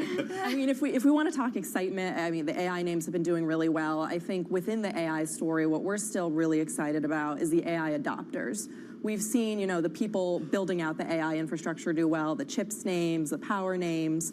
But what about what happens when we actually take this technology and put it into businesses? And that's a very idiosyncratic story. Unfortunately, you can't just buy, a sector like that. But I think that's where you're going to see a lot of excitement potentially back half of the year and into 2026. Michelle, you're sticking with us. That is Michelle Weaver of Morgan Stanley. And it's interesting. Everyone's talking about the small caps, Matt.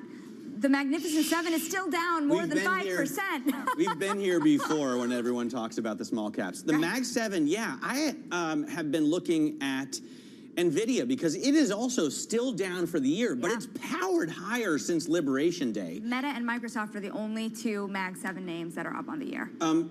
That's fascinating. I wouldn't have thought that. And I mean, a lot of stocks came down after the tariffs and went up. NVIDIA just climbed higher and higher and higher. It's in basically like a post-Liberation Day bull market, almost. Speaking of, as we head into the open, let's take a check on these markets, too, because NVIDIA is powering the market higher. We had another day yesterday where that Trump trip in the Middle East had driven a lot of exuberance after the tariff talks. We are up on another day of gains, despite the continued weakness in the bond market. Nobody's listening. People are buying that. Yeah, he wants to do deals, and that's definitely helping the stock market. S&P futures right now up 0.2% would be a third day of gains for the S&P. The NASDAQ up 0.25%. This is open interest.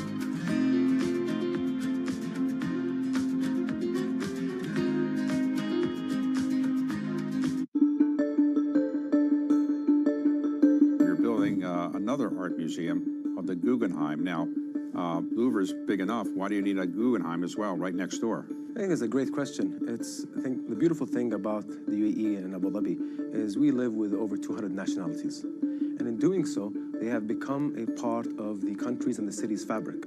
And we need to celebrate that. So we need to celebrate everybody's identity, everybody's background, everybody's heritage, everybody's history. And what a beautiful way in doing so in these beautiful institutions. These museums are educational institutions and they're community institutions. So we wanted to curate really a story where you come to Saadiyat Cultural District and you, if you allow me to curate the story, you start off at the Natural History Museum. And at the Natural History Museum, you get a glimpse and you get an understanding of how we came to be, how our Earth came to be, how our universe came to be, from a scientific perspective. Once you leave the Natural History Museum, you go to our National Museum, the Sheikh Zayed National Museum. There, you understand the history of this great land, not just the history of the country, but the people of this land that have been a part of this land for over 300,000 years. You get a glimpse of what the past and the present and the future looks like here in the UAE. From there, you maneuver yourself to the Louvre Abu Dhabi, which is a beautiful universal museum. It is universal in its thematic approach. So there, you basically see a part of you on an equal pedestal with the entire world. US tech is influencing global markets. Technology is driving business across Europe. Companies in Asia are betting on tech. It's a multi-trillion-dollar industry. We'll show you what's happening in ETFs like no one else. ETF IQ, only on Bloomberg.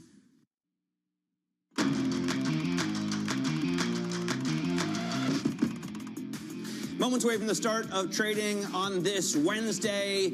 This is Bloomberg Open Interest. I'm Matt Miller. You're looking at gains, slight, but still green arrows on the S&P 500. We could push above 5,900 on the cash trade today. We're there in futures. NASDAQ futures up 0.2%. Small caps down about 0.3%. Even though Citi and JP Morgan say buy these, it's a short-term tactical trade, but they've been hit too hard. You hear the opening bell on the New York Stock Exchange, and this one touches close to home. I have no relationship to Horace Mann, which is an insurance company. However, the educator was the first president of my alma mater, Antioch College, and he said, "Be ashamed to die until you've won some victory for humanity," a quote I will never forget. On the NASDAQ, Hashdex, some kind of crypto ETF, doesn't matter. Shanali, what are you watching in terms of the stock movers, the big heavyweights right at the top? I don't know that humanity is being saved today, but at least the AI industry is. You have NVIDIA on the rise, about 2.3%. Other chip makers also higher. The U.S. has cleared a path for Saudi Arabia and the UAE to pursue AI ambitions. NVIDIA, AMD, they're already planning to spend billions of dollars in the region. Take a look at AMD. It's up almost 6%. Supermicro, this is an anomaly, of course, up more than 17%. But, of course, they had a rougher year last year, Matt. Yeah, lost an auditor, had trouble finding a new one, kicked out of an index. Now they're back. However, let's talk about CoreWeave.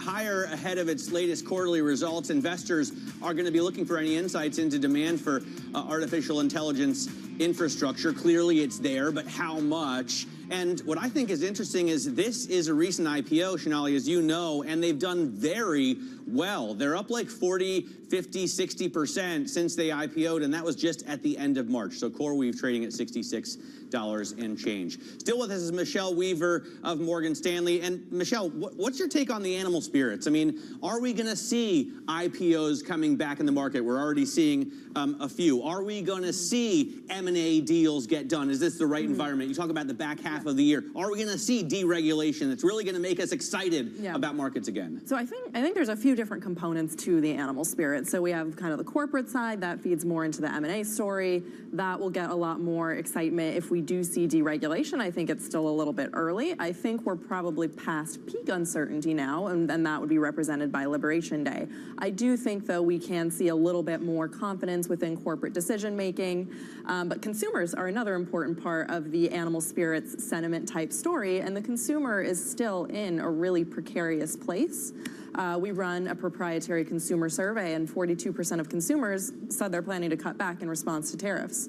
That figure was about 35% pre-Liberation Day. So people are very aware of what's going on and are very aware that companies may be raising prices to offset some of this. So I think, corporate confidence, corporate sentiment, that should be in a better picture now, but the consumer is still a place to watch. And corporate was pretty rough. One of the most fascinating things I've heard in the last few days was in your interview with Ken Griffin. Shonali flew down and spoke to him on Monday. He said this administration already has been a champion of deregulation because they haven't put on any new regulations, right? And so we're, 5 months into the year, and they just completely stopped that. And for him, it made a big difference. It stuck with me. Yeah, it stuck with me too, because it's already a win, right? And you had the Treasury Secretary telling the surveillance team this week, third quarter or fourth quarter is when you really start to see it. So to the extent that you could add that into pricing for the market, what does it look like? So I think policy sequencing has been something that's really interesting to compare under the second Trump administration versus under the first Trump administration. So under the first administration, you got the dereg first, you got the tax cuts first, and you didn't see tariffs until a couple years into the administration. This time we're seeing basically the exact opposite. We've seen some of the more growth negative, the more challenging parts with the tariff policy up front. But we are still really constructive that you could see more dereg, more tax cuts in the back half of the year. And that's why our price target for year end is still 6,500. So first half of the year is still a little choppy. Back half we could 6,500. Nice. You'll take it. You'll take it. Not a 25% jump. No, but higher, good. nonetheless. Positive. But there are still factors that people are worried about. We have Walmart reporting tomorrow. This is going to be a big barometer of the U.S. consumer, albeit you could argue now somewhat wealthier consumers more and more, those people over $100,000 in income. Stepping down. Yeah, trading down, I think is the term. Trading down. So what do you make of what they might say tomorrow? How much can that change the game? Yes, so about the top 40% by income spend around 80% of the total. So that group is something that's really important to watch for the broader health of consumer companies. I would say, consumer spending is not about to go off a cliff here by any means, but people are becoming more selective with where you're allocating your dollars. More discretionary parts of the market, you could see more weakness in there. In that survey I just referenced, people were planning on cutting back from dining out, from travel, from apparel spending, but for the more core goods, staples type retailers, they should fare a little better. We have hit 5,900. It's a big round number. It doesn't mean anything, but it still is kind of a milestone. Romaine was talking about this yesterday on the close. How much can this market be driven, or how much further can this market be driven by retail? Because retail investors held strong post-Liberation Day, right? As the smart money was dumping its bets. Do they have any room left to run, or are they fully invested? I think retail is still fully invested. I don't think they're going away from here by any means. They show that they were willing to hold fast, and they were not put off by some of the headlines. I don't know how much potential upside you could get driven by retail, but I do think it's still a mechanism of support. Speaking of support, what were they buying? Because you heard all of these anecdotes about retail diving into Tesla. And on the year, Tesla is still underperforming all of the Mag 7 and much of the market. And you look at what's actually been performing, it's actually industrials, financials, utilities, those things that those big institutional buyers are used to buying for the sake of protection. Did the retail buyers buy the right things? They were still into tech. They were still into some of those high-flying type names. I don't want to speculate on individually what names they were putting on, but I would say overall it's the support mechanism they provided for the index broadly that was really, really important for what they did. You see more of the Mag 7 turn green. That's when I think you can call that a return of animal spirits. Right, and I mean, it makes sense also that, MAGA loves Mag 7. I'm sure they're big buyers of that. Let's take a look at well, first of all, let's thank Michelle. Thank you for having me. Thank Real pleasure having you here. I hope you come back soon. I'm going to take a look at the move screen on the Bloomberg terminal. This is a great way to look at a dynamic picture of what's happening in the S&P 500. You can see the biggest gainers on this side, and obviously NVIDIA is always going to be on top. As long as we organize by points, and if you want, you could click here and organize by percentage change, and then you see smaller companies right there. Thank you, Joe. Super Microcomputer really dominating dominating advanced micro devices, NVIDIA. It's all about tech today. You can see they're bunched up there. And on the low side here, Northrop Grumman is the biggest loser. Biotech, Cooper, Target. You're going to see some names that you're not familiar with now if we organize by change. Go back to points, Joe, and we'll see the biggest losers, who's subtracting the most from the S&P 500 index. Berkshire Hathaway, Apple, and Exxon. You also see on the move screen a great picture of breadth. You had 300, I think, and 33 stocks down and only about 160 gainers. Here, in terms of the sectors, industrials, as Shonali mentioned, financials, utility, consumer staples leading the way. So kind of a defensive gain today. On the downside, you have those consumer discretionary. Wait, this is year to date. Okay, year to date. I thought it looked very familiar. Consumer discretionary has done bad. In terms of the day, IT, again, all about tech, communication services, the hyperscalers, and healthcare leading the way up, a bounce back, a dead cat bounce, if you will, after United Health. And at the bottom, utilities, materials, real estate, and energy. Shonali? A little bit of risk on. Now coming up, chip makers are rallying on the heels of President Trump's Saudi Arabia visit. We're going to power up on the conversation around semiconductors next. This is Bloomberg Open Interest.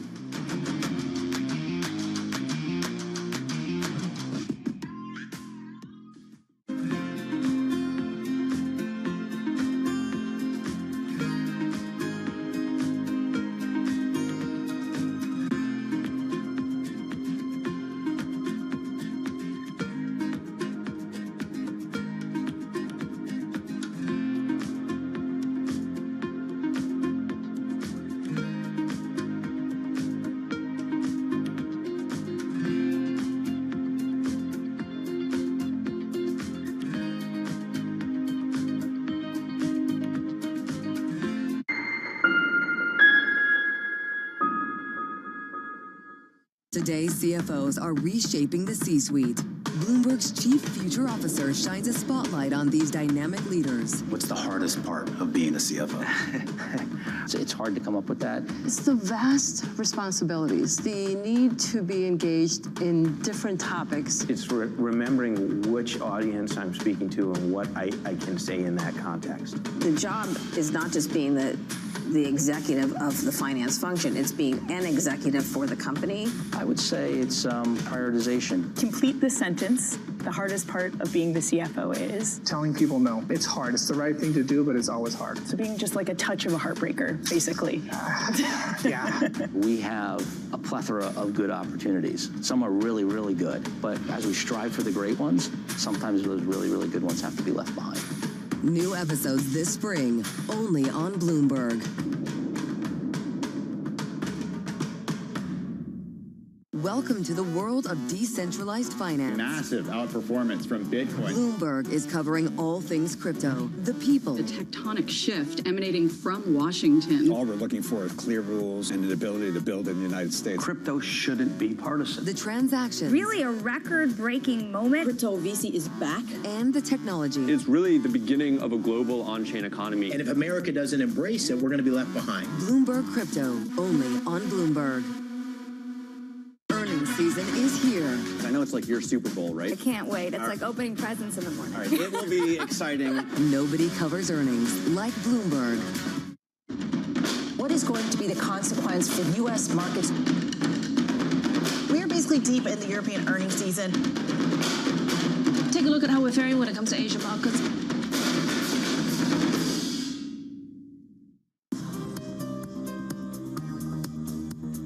It's the countdown to the market open as we bring you the first trades across Europe. We'll debate the most important stories and what will drive the big investment decisions throughout the morning. I'm Guy Johnson. I'm Kriti Gupta. And I'm Anna Edwards. Join us every weekday morning for the opening trade, live at 7 a.m. here in London. Only on Bloomberg. Context changes everything.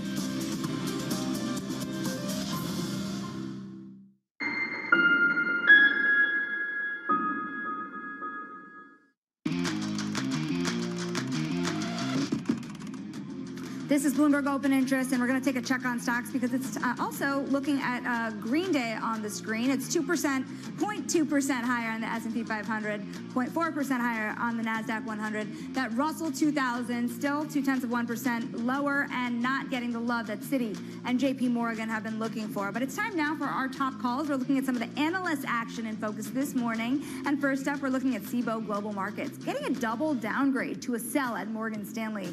Analysts say that the de-escalation of the trade war between China and the U.S. has come sooner and better than expected, but this would limit the upside for options volumes on Cboe. You're seeing about a 1.8% decline on the morning. Next, Wayfair getting cut to a sell at Loop Capital. The downgrade is driven by tariff uncertainty. We've been talking about looking at those retailers, still up about 2% today, though. Next up, KKR getting raised to a buy at Morgan Stanley. The analyst says that it's a way to play the anticipated capital markets recovery. Fun fact, they made about $1 billion in that business last year. They're up about 1.5%. Finally, we're watching Rosenblatt Securities raising its price target on Coinbase to $300 a share. The crypto exchange will join the S&P 500 index next week. It'll be replacing Discover. And I'm going to be talking to the company's CEO, Brian Armstrong, today in an exclusive interview at 12:30 New York time, Matt. All right, we're looking forward to that interview and that program. Shanali, let's talk right now, though, about chip makers rallying on the heels of President Trump's visit to Saudi Arabia. The president, as you probably know, has been striking deals left and right to give Saudi wider access to advanced AI chips. NVIDIA, AMD, and Supermicro already reached a deal worth $20 billion. And NVIDIA has officially surpassed Apple as the second largest company by market cap. Microsoft is in the #1 slot. Bloomberg Technology co-host Ed Ludlow, who follows all these big companies and the little ones for us from the West Coast, joins now. So, Ed, what do we know about these deals that lump in a little company like Supermicro along with a big behemoth like NVIDIA? Yeah, I mean, the unlock is the ability for NVIDIA and AMD to sell their latest generation cutting-edge processor, GPU AI accelerator into that market, Saudi Arabia, right? The Commerce Department announced last night they would rescind the diffusion rule, which in simple terms was a technology export restriction. The reporting had been that were it due to go into effect on the 15th, tomorrow, the US would not have enforced it anyway. And now the question is, well, will we get a new rule and what will the parameters of that be? But you're really smart to flag Supermicro, because literally what we're talking about is the building of data centers in the Gulf. If you can send the GPUs, then a name like Supermicro, which simply packages them into server racks, can then proceed with its deals to do that as well. So their deal with DataVault's really interesting. As you know, it's $20 billion. I would point out that that business is a much lower margin business than actually NVIDIA does, just by designing the chip. I think you also showed AMD. I would point out that the buoyancy of AMD is partly informed by a $6 billion additional share buyback they authorized this morning, which is on top of $4 billion they were already doing. So take that into account. But just look at the research on the sell side from BI. This is immediate sales growth that policy has unlocked for those two names in that region. It's interesting, Ed, I don't know if you know the numbers to this. I realize this is very new news, but something that really struck me on the heels of these deals being cut or these talks advancing is the fact that this is being done in an energy super hub. Is there a chance here to really accelerate AI computing power through the Middle East, given that costs could actually be a lot lower? Well, in short, yes. Building data centers requires several things: capital, space, time, and the correct political and regulatory environment. And most who follow the market would agree that Saudi and the UAE are places that conform to those specifics. So take the deal, for example, between NVIDIA and Humane. The first phase is 18,000 GPUs. We measure the size of a data center in megawatts, literally in energy demand. That first phase is a 500 megawatt data center. Technically, that's at the hyperscale level, what we call hyperscale. But if you compare those to data centers around the United States, those range from 5,000 to 11,000 megawatts. So it's small by comparison, but Saudi and the UAE have the tools to get it done. And that's why, again, you see from Bank of America or Bloomberg Intelligence, this multi-billion-dollar sales opportunity each year for the chip makers, because they'll move fast in moving the product to those nations and start building. Ed, there's a lot of talk about the Qataris giving President Trump an old used airplane. I heard you talking to Anne-Marie about this. Yeah, go ahead. And the security concerns there. But what about giving the Saudis, who have such a close relationship with China, these chips that are capable of beating the Whopper in global thermonuclear war? I mean, isn't there a security concern with sharing this kind of high-level tech? There is security concern. And the whole point of the Commerce Department and the Trump administration reviewing the diffusion rule was the concern that if they allowed those nations in the Gulf access to the technology, those nations have a close relationship with China. They could act almost like a sales channel or third-party funnel. So what we do have is corporate deals. NVIDIA has a deal, Cisco has a deal, AMD has a deal, Supermicro has a deal. We do not have bilateral agreements between the United States and Saudi and the UAE. Those are expected nation to nation to come in the coming days. And how they address the China question is absolutely top of mind for everyone. But again, go back to the Bloomberg intelligence deck on what this means for sales growth of NVIDIA and AMD in particular. It helps them offset the revenue to China. So you'd think that those companies would play ball, be more conducive. And then the next question is, if they rescinded the diffusion rule last night and it won't go into effect tomorrow, what does the new rule look like? Does it explicitly codify restrictions on third parties passing the technology to China? You're absolutely right that that is the key question from here on in. Ed, we thank you so much for your time. That is Bloomberg Technology's Ed Ludlow, and I've got to say, we're going to want to have him back just to talk about the Musk effect and his visit to the Middle East. We'll keep that in mind for a future segment. We can tune into his program in 1 hour and 12 minutes. Absolutely. But for now, we're looking at stocks because we are actually now wavering. We are negative on the S&P 500, but pretty much flat on the morning. We are looking at a reversal. Remember, we started the day in the green. Gains are very lightly being held in the NASDAQ 100, but also starting to turn around. Those Russell 1000 or 2000 stocks now at session lows or near session lows, almost 0.5% lower. We're going to keep an eye on it all. Stick with us. This is Bloomberg Open Interest.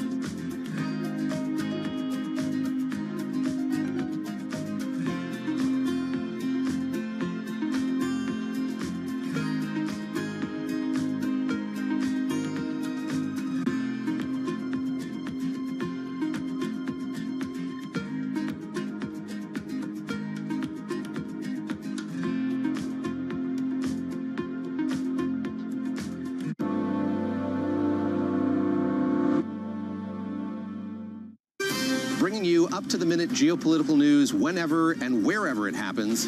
I'm David Gura in Ottawa, Canada, and this is Bloomberg. Making money isn't about drowning in emotions. It's about understanding what's actually happening. Markets are the best way to glean signal from noise, and that is what we try to do every morning. This is Bloomberg Surveillance. Jumpstart your trading day on Bloomberg Open Interest. 2 hours of single stock stories that are driving the opening bell action. We'll take you to Wall Street, Main Street, the C-suite, and beyond. These are companies that are growing their market. The great companies in the U.S. are the companies hitting the cutting edge. That's a different story. Get the inside track on what's buzzing in markets. With the players who are shaping the narrative. If you have bad earnings reports, you're going to get punished. They're not buying what the industry is selling. Join us on Bloomberg Open Interest. Every trading day, only on Bloomberg. Bring you up-to-the-minute geopolitical news wherever and whenever it happens. I'm Anne-Marie Hordern in Buenos Aires, Argentina, and this is Bloomberg.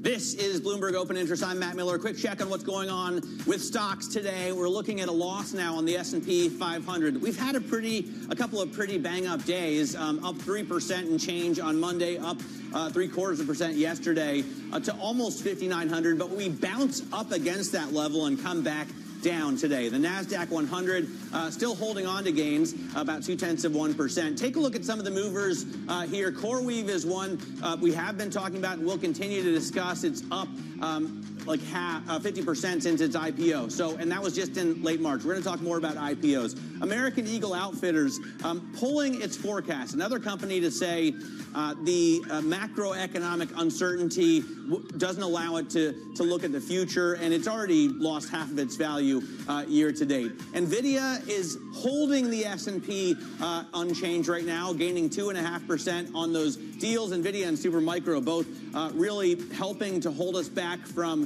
bigger losses after those deals out of Saudi Arabia. And you can see Aurora Innovation and SIBO Global Markets both down right now. Sonali, what are you looking at?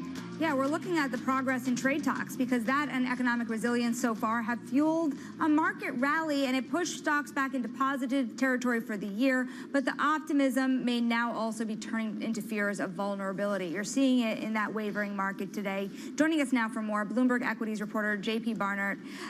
We've been asking, right? This has been a temporary pause when it comes to what you're saying, or temporary de-escalation with China. A lot of exuberance around the Middle East, but to the extent that investors are not diving in fully, what's keeping them from it?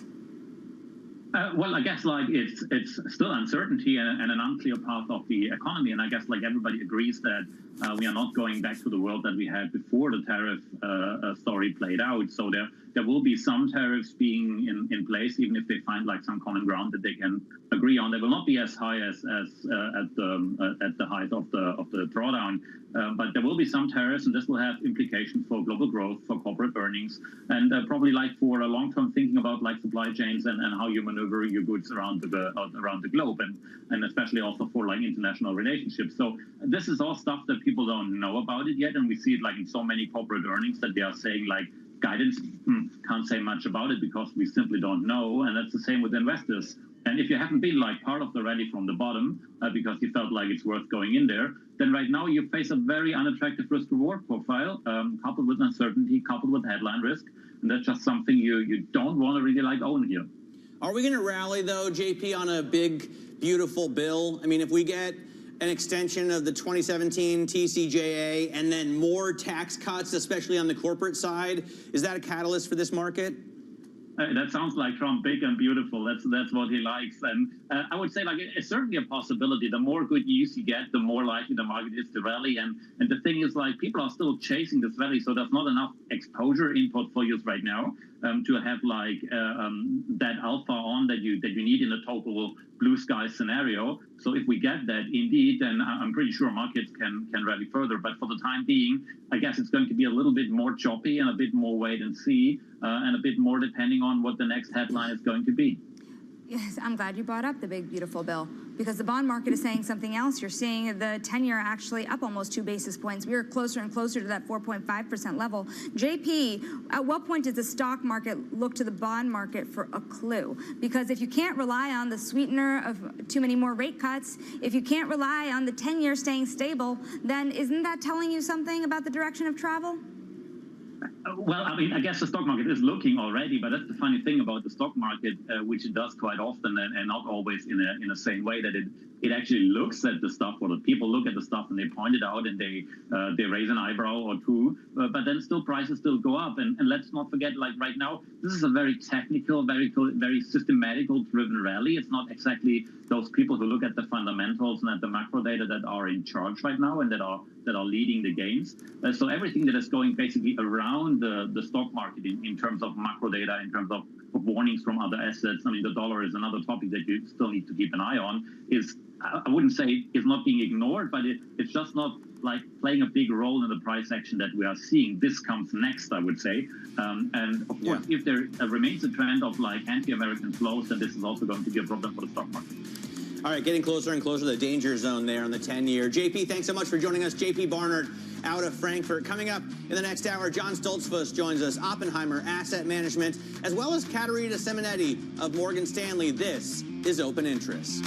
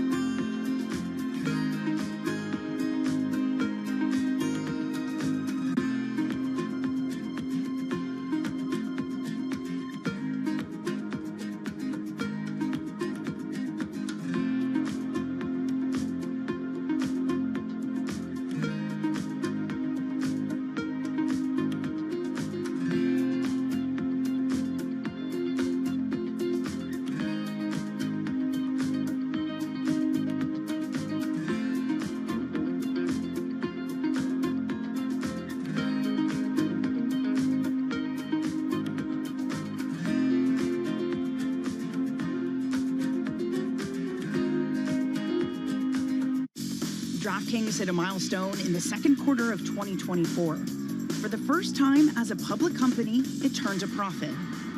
Is this a new era for DraftKings? There's an inflection from when you're cash flow negative and you're operating off of equity raises from the past to when you're self-funded and you're cash flow positive and able to control your destiny a lot more. You've had your first quarters of profitability now. Does that take pressure off? Does it increase pressure? I think it increases pressure. I mean, once you start making profits, people expect you to make more, and all of a sudden you're valued on a multiple of those profits as opposed to the theoretical what could be. So very important, I think. When you're cash flow negative, you've sold a vision of what the company should be working on, and you're very focused on working on that and delivering against that. When you've pivoted to profitability, the world of what you can work on is a little bit open, and there's a lot of different ideas, and it requires more focus than ever to make sure that you are prioritizing on the most important things that are going to deliver the most value. DraftKings' solid standing in a booming sector gives them the luxury to play the long game.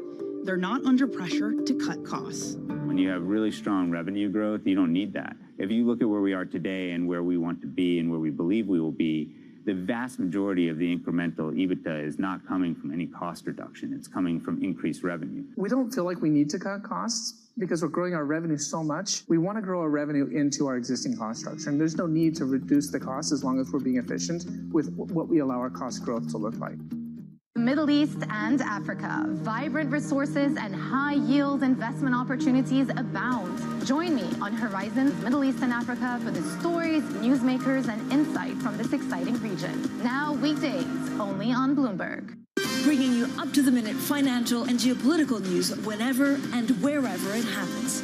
I'm Francine Lacroix in Davos, Switzerland, and this is Bloomberg.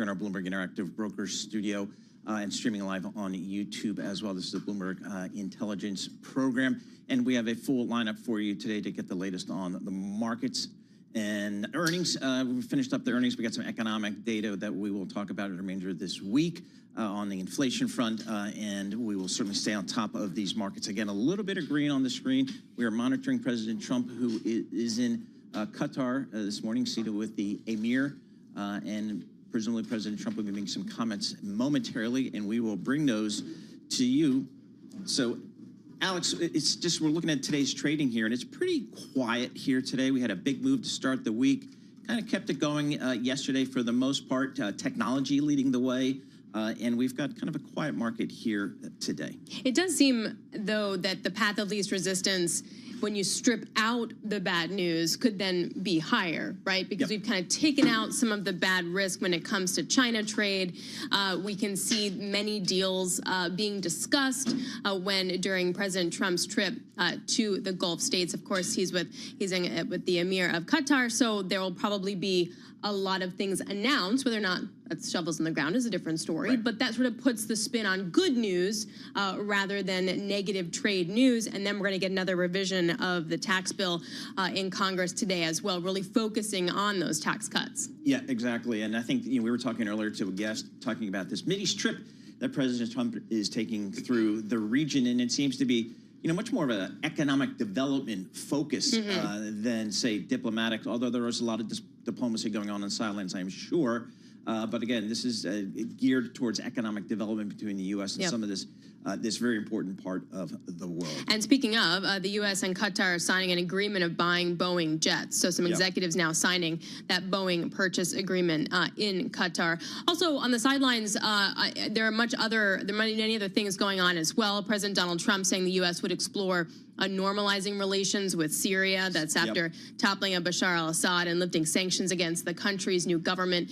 There's also been some movement in terms of Iran. Iran urging the U.S. to show a, quote, more realistic approach at the next round of talks between the two countries. Unclear as to what that means. The New York Times was reporting that potentially there could be a joint nuclear development program within Iran. They enrich to a certain extent, then send it to other countries to be refined. So they're very different kind of setup than just even a few years ago. Yep, a lot going on out there. We will stay on top of it, including when we get comments from President Trump from Qatar. We will bring those to you. In the meantime, let's get a reset here. We'll go to John Tucker and a Bloomberg Business Flash. John. All right, thanks, guys.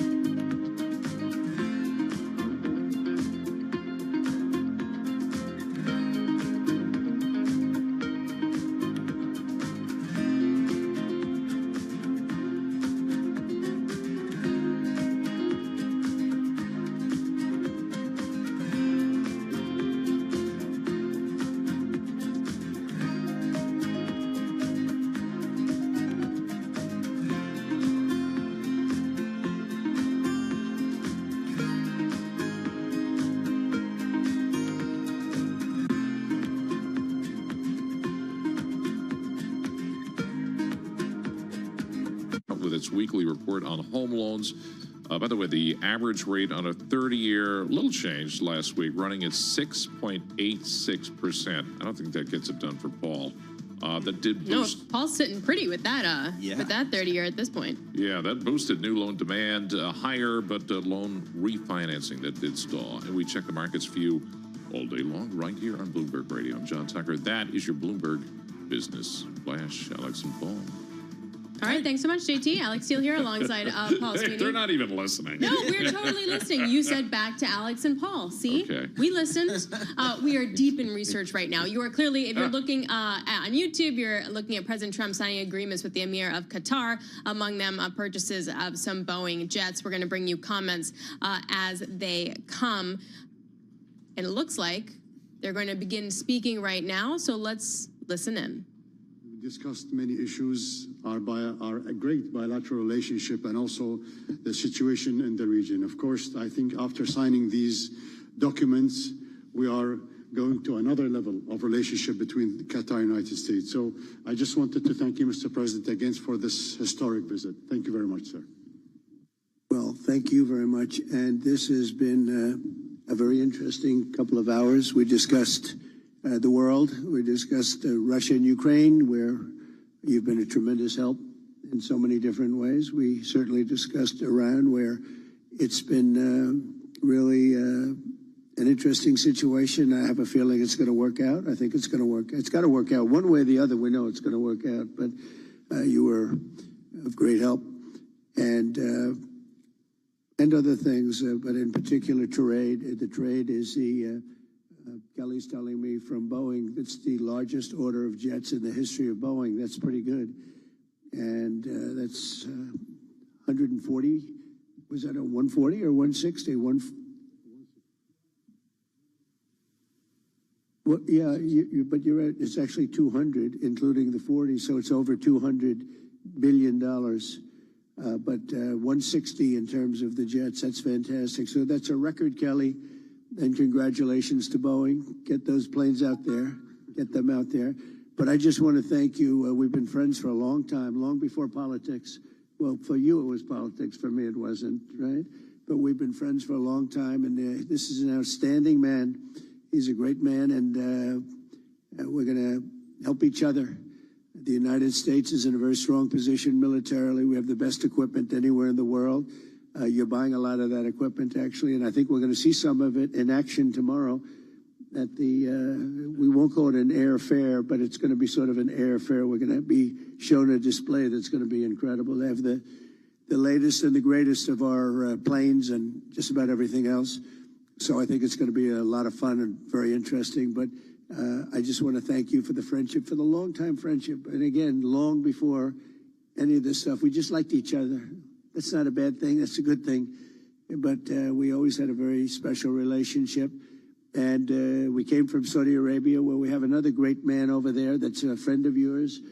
And you two guys get along so well and like each other. You sort of remind me a little bit of each other, if you want to know the truth. They're both tall, handsome guys that happen to be very smart.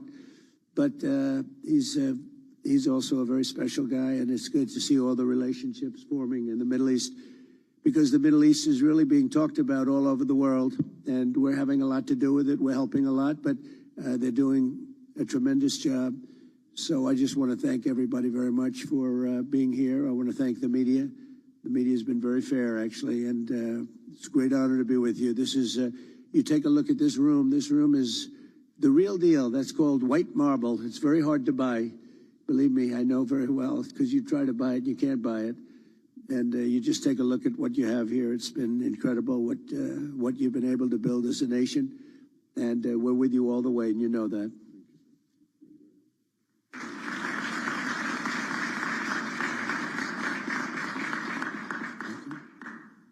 Thank you. The ceremony has now come to an end. All right, that was President Trump in Qatar with the Emir of Qatar and inking some trade deals, which has kind of been the theme of this trip, Alex.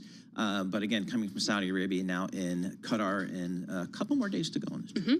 Yep, and one in particular, President Trump saying that the total Boeing order from Qatar was about over $200 billion. President Trump saying that Qatar's total Boeing order is the largest in history, and Boeing shares jump on that, reaching the highest level since February of 2024. Yep, and Boeing can certainly use that good news with some of the troubles they've had in the past with some of their production. So that is good news for Boeing and for others that have been able to be a part of some of these economic deals that have been announced there by the president. Right now, let's get a sense of what's going on with the stock market. As John Tucker reported, we do have a little bit of a lift here today, but let's take a look at some stocks on the move today. I'm Paul Sweeney, along with Alex Steele, and we're joined by Bloomberg's Natalia Kenyajevic. Natalia, what are you looking at? Let's start, guys, with retailers. American Eagle Outfits, the stock is down by more than 7%. The company withdrew guidance for the full year. They also said that there is a charge of about $75 million related to a write-down of spring and summer merchandise. So basically, this is a preliminary earnings result. They will post full results at the end of May. Of course, when it comes to guidance, the company blamed macroeconomic uncertainty. And as for this huge write-down, I spoke with a couple analysts, and potentially the main reason they either bought stuff that they were not able to sell because it was just like the wrong choice, or since we know that American Eagle is a value player, potentially customers are looking for better deals. And again, it could be a sign of a cautious U.S. consumer, but anyway, it was a big miss, and potentially we may see that all that those inventory will go to discounters like TJ Maxx, and the company itself is doing right now a massive sale on the website. I don't know, Alex, if we should check it out. No, I'm a TJ girl, man. I'm a TJ girl. I got to stay loyal on that front. Oh yeah, you crazy? That's the best. I furnish like most of my house at Home Goods. Okay, what else are you looking at? Yes, looking at shares of CBOE Global Markets. So, yes, we see that Morgan Stanley downgraded the company, and they said, of course, that de-escalation of U.S. and China trade war came sooner and better than expected. Earlier, they upgraded the stock, citing higher volatility. We know that when volatility is high, people are trading options more. It can be more beneficial for companies like CBOE. So now it's a reversal of this trend, and they cut the price target to 215 from 256. And of course, we are keeping an eye on VIX, which is way below 20 for the first time since, I don't know, a couple weeks and months. Interesting. Okay. I used to trade with the CBOE back in the day. Super Micro Computer. That sounds like a big name. It is. So we see that it's also a big move in the stock price. It's up by almost 13%. It came, of course, after this deal with Saudi Arabia. Saudi Arabian data center company Data Vault signed a partnership with Supermicro. The deal is valued at $20 billion. We don't know all details of that deal, but basically Supermicro buys chips from like NVIDIA. They build infrastructure and then they sell to data centers. We don't know if Data Vault will be building those data centers here in the United States or in Saudi Arabia. But for many analysts, questions still remain about demand for power, demand for AI infrastructure. But as of today, it is a pretty good development and the stock is up sharply. All right, Natalia, thank you so much. Bloomberg's Natalia Knežević joining us. For more conversations like this, subscribe to our new Stock Movers reports.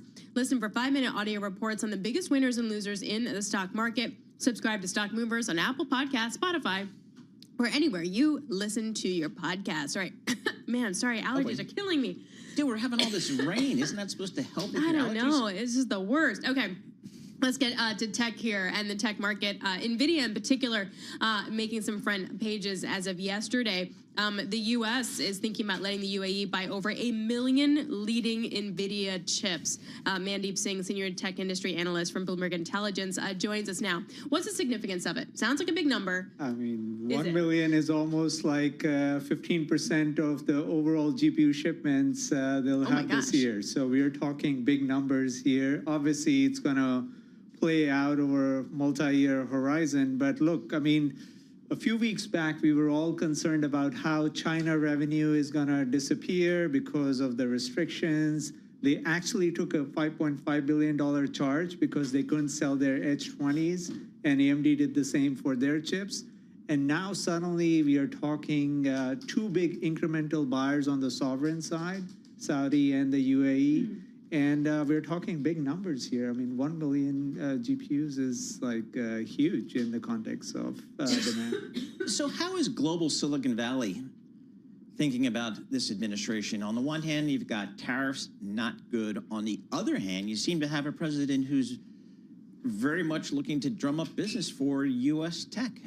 How does it all shaken out? Yeah, especially when it comes to AI, it feels like this administration firmly believes in driving deals for more American companies in the field of AI, and that could help them down the line. But clearly, when it comes to AI, they are a firm believer, which is why all these CEOs actually traveled to the Gulf region with the president. Does NVIDIA have those chips to sell them?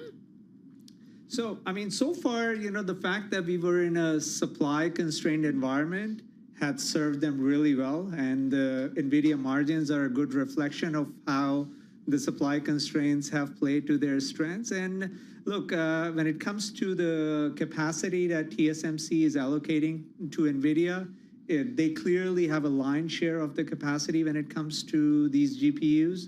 So from that standpoint, any ramp up in TSMC supply, and we know TSMC is ramping up supply, should help NVIDIA kind of make those chips. And the concern was more on the demand side. If we were hitting some sort of a crest and there could be an air pocket in demand because we are losing China, that doesn't seem to be the case, at least with this development. Nobody knows how much of revenue would get recognized in 2025 and 2026, but you don't want that revenue to decelerate to flat growth. 20% growth is much better than, you know, anything in like low to high single digit. All right, before we got all into this tariff thing over the last 4 or 5 months, we used to talk to you a lot about AI. We haven't talked to you at all in the last 4 or 5 months. Yeah. Where is the AI story today? AI story, I think, did shift a little bit with the DeepSeek moment back in January. To me, that was pivotal in terms of how compute was getting allocated, what it meant for the large language model development, and that has not skipped a beat. I mean, look at how many models OpenAI has shipped in the past 5 months. They've really had a very swift kind of product launches, and that has helped maintain that enthusiasm around what these models can do and the capabilities that they bring. So from a technology perspective, I think the AI trend has played out pretty strong, and that outlook continues to be good for the remainder of the year. Here's a headline for you. China suspends exports control over 28 U.S. entities. So China suspending exports control over 28 U.S. entities. So this comes as we continue to see a relative de-escalation of the trade conflict between the U.S. And China. The S&P now pretty much flat on the day.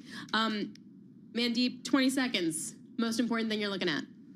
Well, NVIDIA earnings. Look, we know they report their quarter next week, and that's what you want to know in terms of their outlook, how much all the tariff situation has impacted their outlook and the positive developments now. So really their outlook, and we know they beat and raised, so you want a continuation of that trend. Always the best. Mandeep, thank you so much. Mandeep Singh, Bloomberg Intelligence Senior Technology Analyst. Just to reiterate, China suspends export controls for over 28 U.S. entities, and they're lifting an unreliable entity list measure on 17 U.S. firms. We'll have more coming up. We will be going to the Middle East. Anne-Marie Hordern, Chief Political Correspondent and Bloomberg Surveillance Co-Anchor, will be joining us on President Trump's trip.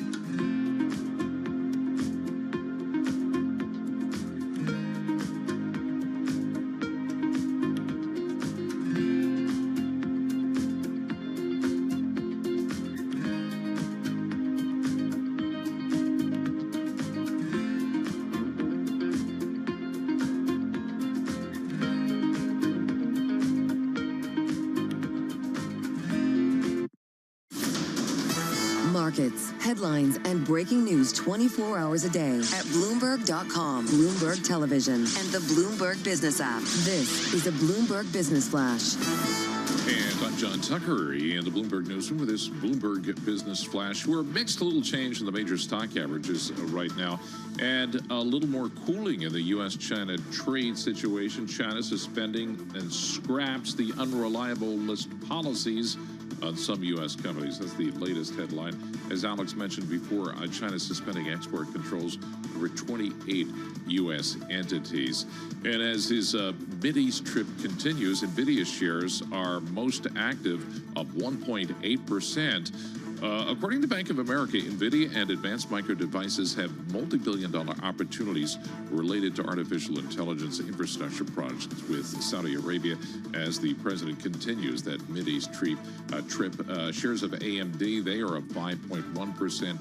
And again, NVIDIA shares up 1.6% right now. The Mag 7 index from Bloomberg, that is up 0.8%. Additionally, President Trump says Qatar's total Boeing order is the largest in history, and it's giving a lift to Boeing right now. Those shares up 1.9%. Overall, the S&P 500 just a point higher at 58.88, still about 4% below the February high for the S&P 500. Dow Jones Industrial Average right now up 88 points. That's a rise of 0.2%. And the NASDAQ 100, that is up 62 points. That is a rise of 0.3%. And we check the markets for you all day long right here on Bloomberg Radio. I'm John Tucker, and that is your Bloomberg Business Flash. Paul and Alex. Hi, John Tucker. Thank you so much. We appreciate that. There's actually a good article right on Bloomberg Terminal entitled, "In Trump World, Jets are key to unlocking political favors." So it seems to be a theme coming through some of his tour through that part of the world. But it's a used jet, right? Well, I don't know. I mean, but I think just the one he's getting is used. Used. Okay. And how much money? The question is, how much would you have to spend to retrofit it and make it safe and secure? Because I'm sure if I were going to sell a jet to a foreign entity, I'd want it bugged. I mean, I'd put bugs in it. John Tucker. Well, that's not cockroaches. Exactly. I mean, listening Understood. devices. That's just me. But I'm just thinking about these Boeing deals. I mean, these are just huge deals. Anne-Marie Hordinger joins us. She's the chief political correspondent and co-anchor of Bloomberg Surveillance. She joins remotely from Doha. Anne-Marie, you've been with the president here. It's been a grand tour of the Middle East, really seemingly focusing on economic development deals. What's the theme been that you've heard from the president and his group there in the Middle East? Well, I think whether or not it's economic deals, investment, transactions, the one that we just heard announced right now between the president and the Emir of Qatar when it comes to 160 Boeing jets, something that we flagged last week here at Bloomberg News, whether it's that or geopolitics and the region being a place to mediate global conflicts, you can see the president really leaning into doubling down on this region as being the venue to offer a wide array and to address a number of issues, whether or not that's making sure there's more investment into the United States, into U.S. tech firms, NVIDIA, AMD. They had a huge day when it comes to what happened in Riyadh, and they will again likely tomorrow when it comes to United Arab Emirates, but also geopolitics. It was in the region where the president talked about a massive foreign policy change when it comes to potentially lifting these sanctions on Syria, and then he met with the Syrian leader. So he really sees the region as being this place for economic relationships and also a venue for the Gulf to mediate global conflicts. So planes and chips is sort of what we've seen so far with NVIDIA and then the newly announced Boeing deal with Qatar Airways. What's next? Like, what are the companies, what are the countries can we be looking at here? So the president tomorrow will be going to Abu Dhabi. Now, Abu Dhabi, Sheikh Khamenei was already in the United States a few weeks ago. He actually was at the White House. He had a meeting with the president in the Oval Office, and then shortly after that, they announced an investment of $1.4 trillion into the United States. But of course, it came with an asterisk. In order for the UAE to invest $1.4 trillion, they need to get their hands on advanced semiconductor chips. And we've already seen a lot of that play out since Sheikh Khamenei's visit, which is one, this administration canceled the Biden-era diffusion rule, which really put the world into buckets, and these geopolitical swing states had a cap on how many of those high-tech advanced semiconductors, those chips, they can get access to. And you are really seeing the president in Riyadh, and then you're likely going to see it tomorrow in Abu Dhabi, offering up these countries more access to those advanced technologies. And our colleagues are talking about how maybe the UAE is going to be able to get more than 100 million chips from NVIDIA. This would be huge. We should also note that key to all of this is that the United States wants to make sure that if they are giving these countries access to these advanced chips, they want to make sure that the tech does not leak to China. So a lot of the conversations when it comes to these economies really wanting to transform, traditionally, obviously, they've been these huge influencers when it comes to the likes of oil and gas, and they really want to move their economies forward and look to the future when it comes to AI and those investments. The United States wants to make sure that they are controlling the access to that technology, and they do not want it leaking to China. Henry, lastly here, can you just give us the context in which President Trump says that U.S. is exploring normalizing relations with Syria? What's the context here? Well, he lifted sanctions on Syria. He said he was going to be lifting sanctions on Syria yesterday. And then this morning, he met with al-Shara, the new Syrian leader. I'm getting mixed messages from Washington, D.C. I could tell you in the room in Riyadh, there was an absolute applause, an explosion, and excitement. And the president talked about that this morning. He said it was that line that got the biggest applause. The Arab world wants to see Syria remain within the Arab orbit and not be pushed into Iran. Someone quipped to me from Washington saying, why would you still keep the chains on a country and punish them from a former regime? There are critics, though, that talk about al-Shara and obviously his past, his ties to al-Qaeda as a militant leader. But at the moment, the president says he was pretty much convinced by Mohammed bin Salman, maybe as well as Erdogan of Turkey, to lift those sanctions. And he had a 33-minute meeting with him this morning in Riyadh before he touched down in Doha. All right, Anne-Marie, thanks a lot. Great reporting. Anne-Marie Hordern, chief political correspondent and Bloomberg Surveillance co-host on everything related to President Trump's Middle East trip. Let's go back to the markets here. And so what do you do when some of the bad news has been removed and good news could actually be good news? Dana Dioria is co-chief investment officer at Envestnet. We're looking at a NASDAQ here and an S&P that's recouped its losses for the year. The NASDAQ still shy by about 1 percentage point. Have you revised your forecast for inflation, for growth, for the equity market? Well, so I think it's so funny. You look at the market and you say, how many times can Lucy pull the football away? And we're still going to react the way we do, but we do. And so I would say there's no changing the forecast based on this moment. I think it's, and nor would you have wanted to based on, the course of the last month. I think from the perspective of, hey, where do we land relative to something like recession? The risk is starting to come off. It's starting to look more like this was in fact a gigantic disruptive negotiating tactic. You can't bet on it, right? And so you have to be allocated in a way that sort of takes into consideration that I'm going to have to ride out some volatility ahead, and that volatility could be quite substantial and quite long. I think it's interesting too that the market is sort of pricing now that these Fed rate cuts will come later. The market has continuously kind of pulled forward these rate cuts more than what I think anything, in the hard data suggested that they should. And now the market's kind of coming to terms like, yeah, okay, the situation doesn't look as bad as we thought. The Fed's going to be cautious on inflation. They're not going to cut that fast. I think that was probably the case regardless, right? Even before we sort of got the news on China. So, Dana, to the extent that some of the tariff risk factor may be coming out of the market here, does that impact kind of maybe where you're allocating capital these days? Or are you just trying to stick with quality and ride it through? Yeah, so I mean, from our perspective, we have allocations to hundreds of managers on the platform have allocations. So I can give you kind of sort of what does a lot of it bubble up to, right? Because there's all different choices being made by these different active managers. 100,000 advisors kind of on the platform doing different things. Some of them certainly have pulled money off the table. And I think you're going to see that money kind of come back. And of course, that's unfortunate, right? Because we're doing the opposite of buy low and sell high when we sort of react this way to the market.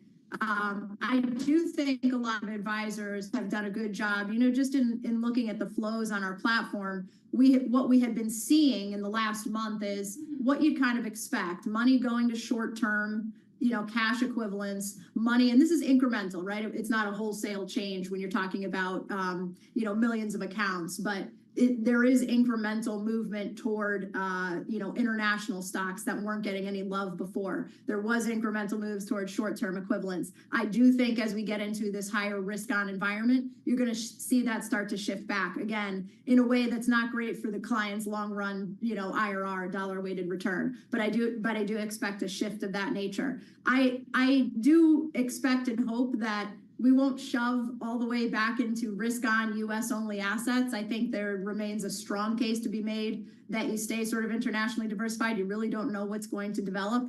And I do also think, on the corporate side, where we see all these buybacks, $518 billion in announced buybacks, the corporate planners out there are saying, we don't know what's coming next. It's very hard to do CapEx in this environment. We're just going to give the money back. In terms of flows, have you noticed any flows towards safe havens at all? And what has that looked like? Yeah, I mean, certainly, obviously, gold has been obviously we know has been a big recipient. The short-term cash equivalents where money is kind of, on our platform, that's a typical way that the advisor would sort of, quote, go to cash. They'd stay within a managed accounts framework, but put it to a short-term equivalent. So we have seen that. We've interestingly seen evidence of both. We've seen evidence of movements toward lower risk type models that have more of those short-term fixed income solutions. But we had also seen sort of a buy the dip mentality where you started to see trades into models that had more aggressive stance with inevitably an expectation of something like this, that, this was in fact, I think, a ploy to a certain extent, that recession fears were overblown and sort of an opportunity to get into the market as things were down and, ride it back up. But of course, our advice on that is you really have to be allocated based on the risk tolerance that you can withstand. Otherwise, it's a bet. And, when the volatility inevitably comes back and we have another, kind of bad announcement, your client is not saying, oh, my goodness, I can't handle this volatility. All right, Dana, thank you so much. We appreciate it. Dana Dioria, Co-Chief Investment Officer at InvestNet, joining us via Zoom from Hartford, Connecticut. And boy, it's once again, Alex, I'm seeing NASDAQ the tech stocks kind of lead it a little bit here. We got the tech stocks up 0.4%, and the S&P is kind of flattish here. So again, I personally like to see that because, I mean, if you think about it, for the last 15 years, it's been tech, and more tech leading the market higher. And it's, I don't know, at least I have a hard time envisioning a market broadly moving higher if tech's not leading it. Yeah, what is not leading it, though, is the dollar. So even though you've had the S&P recover for the year, the dollar has not, if the Bloomberg Dollar Index, which is really quite interesting, still down by about 1 to 0.2% today. And the why, when rate differential, should tell us something different. Very interesting conversation in the market. All right, coming up, Janet Lauren is Bloomberg Higher Education Finance Reporter on Harvard.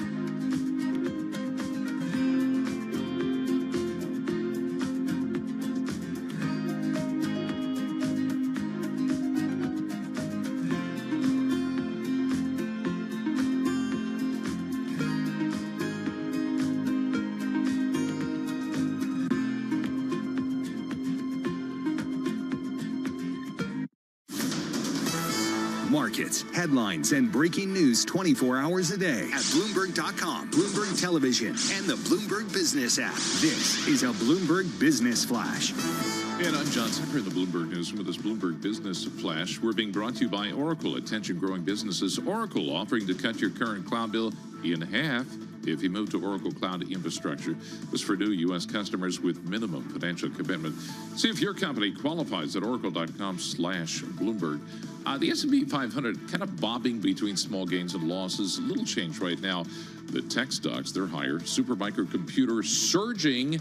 In fact, it's the best performing stock in the S&P 500 right now, up close to 14%. They signed a partnership agreement with Saudi Arabian data center DataVault. Advanced Micro Devices also jumping. They announced a $6 billion stock buyback program, among other things. Right now, those shares up 5.1%. Well, businesses continue to trim or withdraw their financial forecasts as they faced unpredictable trade policy and also cautious consumers. An example, American Eagle, that is tumbling. The retailer withdrawing its financial outlook for the year, citing what it calls macro uncertainty. The shares right now 7% lower. Meantime, Victoria Fernandez at Crossmark Global says markets can push higher. But it's not going to be an easy path to get there, and I think there's going to be a lot of volatility that we see from now through the end of the year, whether you're talking oil, whether you're talking stocks, whether you're talking bonds.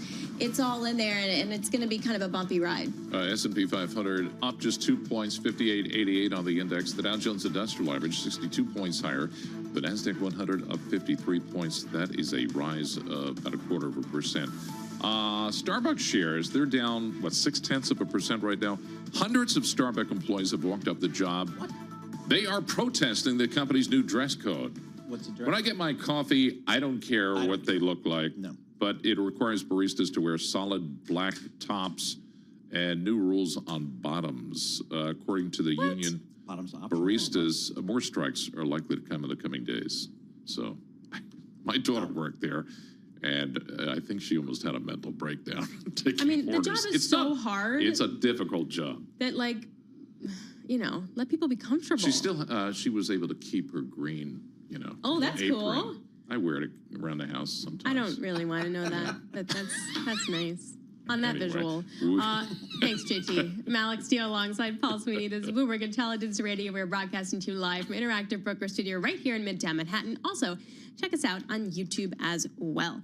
All right, let's get to one of the top stories pretty much for anyone, and that is what's happening between elite universities and the administration, in particular, Harvard. So the latest, last night, Harvard University expanded its lawsuit against the Trump administration for freezing billions of dollars in federal funds, ratcheting up this high-stakes battle between the two. And also, you can make an argument that elite universities were some of the losers in the GOP House-led tax bill. Well, joining us now to help break it all down for us is Janet Lauren, a Bloomberg Higher Education Finance reporter. Let's just start with the lawsuit. Where are we with this? So, as you know, Harvard filed a lawsuit last month. Again, it's so hard to keep track of all these different federal things going on with Harvard, all these different investigations, lawsuits, freezing money, and Harvard amended its lawsuit. And right after they sued, within hours, the government slapped them with a freeze of $2.2 billion. And Harvard wrote a letter back on Monday, and immediately another $450 million were frozen. So what was amended was including other things such as these communications from the federal government, and they're trying to get money unfrozen so research could potentially continue. Why is the administration seemingly targeting Harvard? Did Donald Trump not get into Harvard as a kid? Well, Harvard, as you know, is the oldest and richest university in America. Okay. Harvard stands for wealth, power, and, money and prestige. And if you can get concessions from Harvard, it speaks to what could come next. And Harvard has, said they actually agree with some of the things that the Trump administration has proposed. They acknowledge there's anti-Semitism on campus. They acknowledge that it's a problem in classrooms when students do not feel comfortable speaking. They're sort of self-censoring themselves. And Harvard has acknowledged this. They just don't agree with the way that the Trump administration has gone about this. So and then in addition to that, then you have the GOP tax bill that comes out. What did it say about taxing universities' endowments that then obviously hurts Harvard as well? So right now, after the 2017 tax bill, private colleges with $500,000 of endowment per student had a 1.4% tax on their net investment gains. Now they're creating a tiered system where the richest schools with $2 million or more of endowment per student pay 21%. Wow. Yes, and there's several other tiers, 1.25 million to almost 1.999 million per student would be at 14%, and then another tier would be at 7%, and then still 500 to 750 million would remain at the 1.4%. So in the story we have out today looks at Grinnell College in Iowa, a place most people have never heard of, but it's high on my radar screen because a certain guy out of Omaha helped them invest their money decades ago, Warren Buffett, and they have $2.7 billion. And when you look at their population of 1,700 students, they're in that zone, and they're going to pay a lot more. Is the expectation that this legislation will actually go through? Does it have broad support? Do we know anything about the politics of it? Well, support from Republicans, yes. Okay. It still could change. Last time in 2017, there was a carve out for Berea College, where in Kentucky, where Mitch McConnell helped make that happen, and it put it in the language it must be for schools with at least 500 students. Tuition paying, and Berea is like a work college, so they don't charge tuition. However, there is a idea that if you're 5,000 students or less, you should not pay the bigger tax. And we all know who's from Iowa, Chuck Grassley, and he's been in touch with Grinnell College. So it's all in flux, and I don't know that people want to penalize these small liberal arts colleges that have small numbers of students, but they are quite rich. And again, the price tag is $90,000. Maybe tell me about it. Maybe make that a little bit less, and you may find some friends in Congress. So, in terms of the ask for the Trump administration to Harvard, what's the ask? And then the Harvard University president Alan Garber, as you mentioned earlier, they're not completely unaligned in some ways. Well, there are changes that the administration would like to see, such as in hiring and admissions, and the Supreme Court decision in 2023 said you cannot use race to make admissions determinations. There's so many investigations going on. I think the administration wants certainly changes in Harvard. And, they haven't been negotiating as far as we know. They want things, and they're willing to use the big hammer of the federal government that has billions of dollars. On the other hand, we've seen even with some of these Mideast countries trying to find ways to appease the president, to appease the administration, like Colombia, right? Then kind of walk some of these things back. Harvard seems to be taking a pretty straight-on approach here. Well, keep in mind that Columbia, which did, agree to some of the demands, is not as rich as Harvard by any means. Their endowment is $15 billion. Harvard is $53 billion. Now, with Harvard, the question is, do they want to bring their faculty and their community on board to say we're not standing up? Yet, in the background, they have been enforcing more rules. They came out with an anti-Semitism report. We'll see. We'll see what happens. But it's a lot of money, and the federal government, has a lot of levers.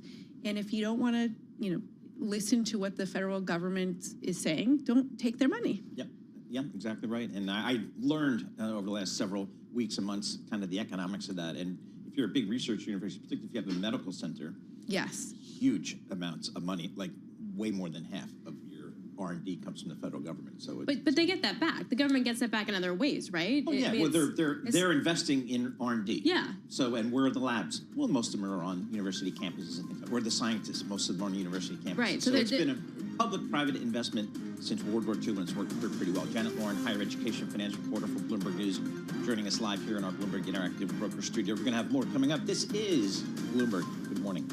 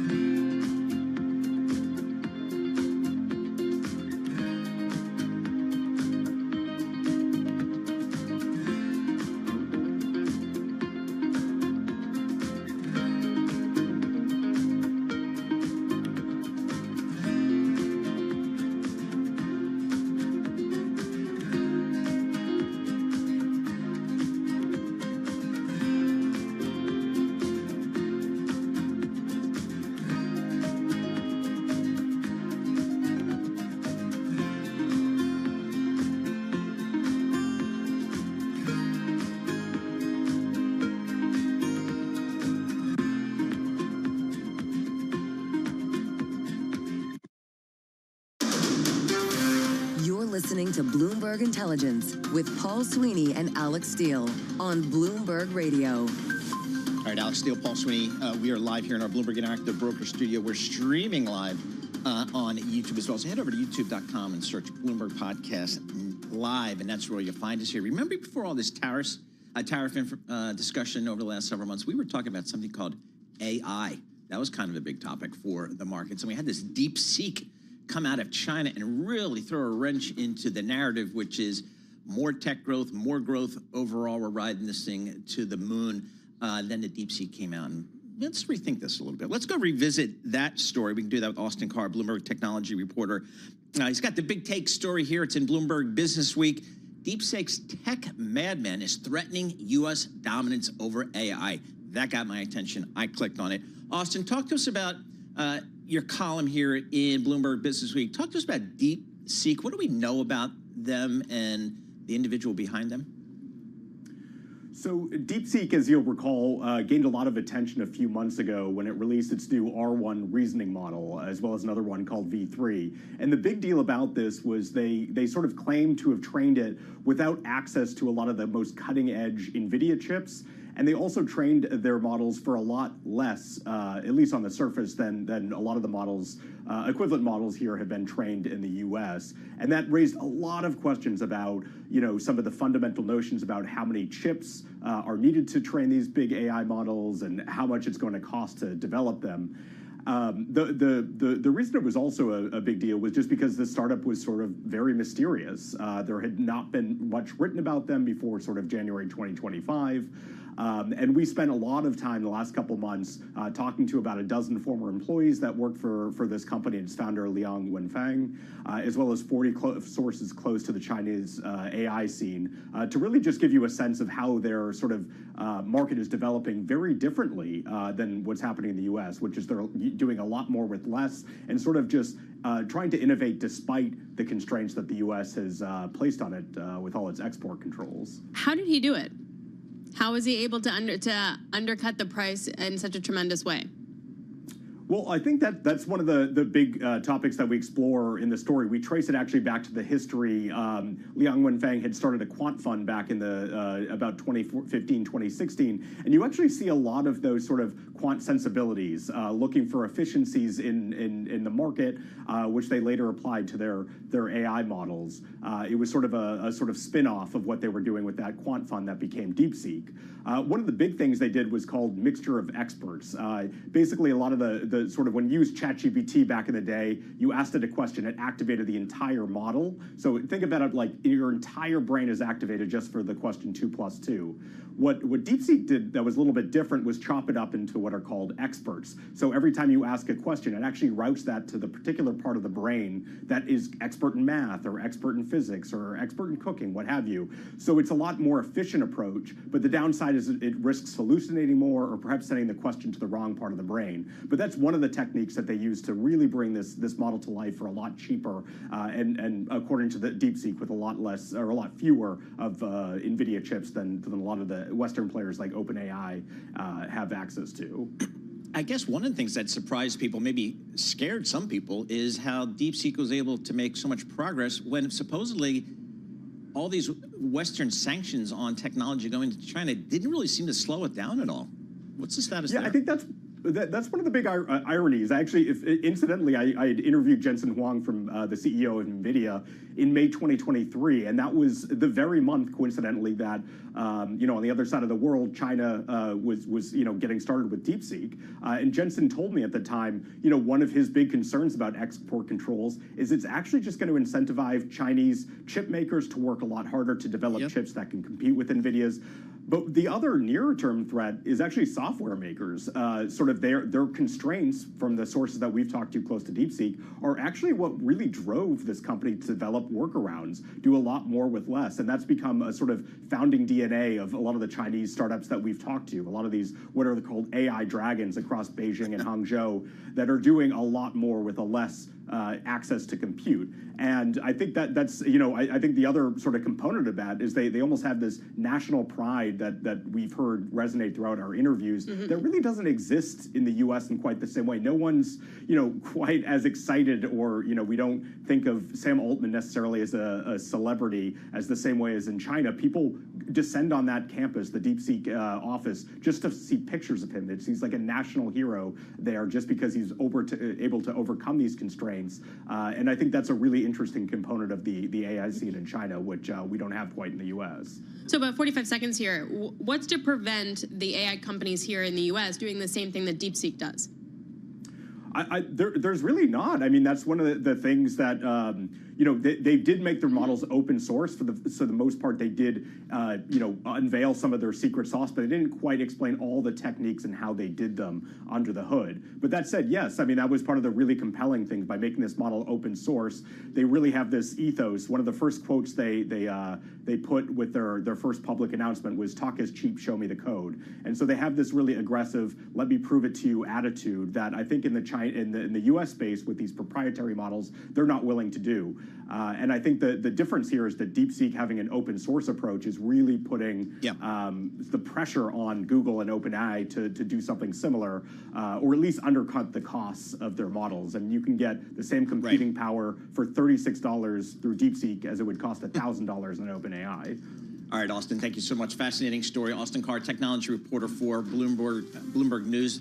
And you can read all that story on the Bloomberg terminal at Bloomberg.com/Big Take. For our listeners in the U.S., a reminder, you can listen to us via satellite radio on Sirius XM channel 121. Access the world's only global audio business network, coast to coast, 24 hours a day. Bloomberg Radio on Sirius XM channel 121 is presented by Oracle. Stay tuned for the latest news and industry information that's coming up right now.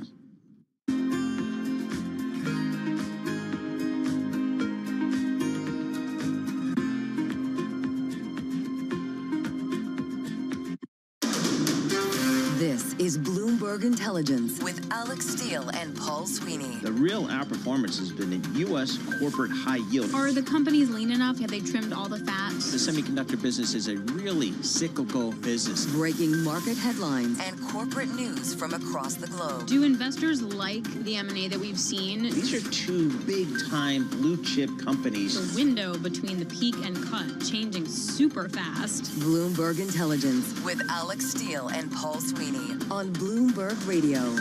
Happy Wednesday, everybody. Alex Steele here alongside Paul Sweeney. This is Bloomberg Intelligence Radio. We bring you all the top news in business, economics, and finance. We have a great hour lined up for you. Anne-Marie Hordern is on the ground in Doha. She'll be joining us. She's covering the president, their chief political correspondent. Plus, we'll talk to Sean O'Hara, president of Pacer ETFs, to talk about ETF investing. We'll also get the latest on Boeing and Qatar Airways buying a bunch of Boeing planes and what that winds up looking like with Sid Phillips. He winds up heading plane coverage here for Bloomberg. Plus, Ira Jersey, Bloomberg Intelligence Chief U.S. Interest Rate Strategy, will be joining us as well. And we'll finally look ahead to earnings because they're still here. The latest is Cisco. After the closing bell, Woo Jin Ho, Bloomberg Intelligence Senior Tech Analyst, will be joining us. But let's kick it all off for you with a Bloomberg Business Flash with John Tucker. All right, right now, Alex and Paul, the major indexes, they're mixed to little change, they'll call it, following the 22% surge from the intraday lows last month. The S&P 500 right now up just 3 points, 58.89 on the index. Most major industry groups actually dropping, though big tech, that continues to outperform right now. Case in point, super microcomputer, best performing stock of the S&P 500. Right now, those shares up over 17%. In the U.S. tomorrow, investors waiting for retail sales figures that could lead to that's going to lead a barrage of economic indicators that we're going to get this week. Meantime, Marvin Lowe at State Street Corporation says stocks do remain vulnerable at this point. A challenge really is that we've recouped so much in such a short period of time. So, you know, everyone's clearly looking at the statistics that we are now flat for the year for the most part. But don't forget, during that period, earnings for the year have come down. Right now, the Nasdaq 100, 71 points higher. That's up 0.3%. The Dow Jones Industrial Average, 21 points lower. That's down about 0.1% right now. You mentioned briefly Boeing, deal announced during the Trump visit to the Gulf region. Boeing winning an order from Qatar Airways for 160 aircraft. Boeing shares right now up just about 1.4%. And what's old is new again. Bring it. Max is out. Warner Brothers Discovery changing the name of its flagship streaming service back to HBO. You're joking. Max. Effective this summer, they say they're going to re-emphasize premium programming for, I don't know what that means. Anyway, you'll recall it was rebranded in 2023 to drop HBO from the name, which I believe at the time led Paul Sweeney to say, what? Exactly. And can you really rebrand 2 years later? What's that sure about? You can, if you have a brand as strong as HBO. But the reason they left the HBO, because it was deemed as too lefty, too coast elite, that it had premium program that appealed to each coast, not middle America. And so that was one of the reasons. But many people have told me from within the company that was the main reason that they changed it to Max. Now they're like, well, maybe Max isn't so good. I don't know.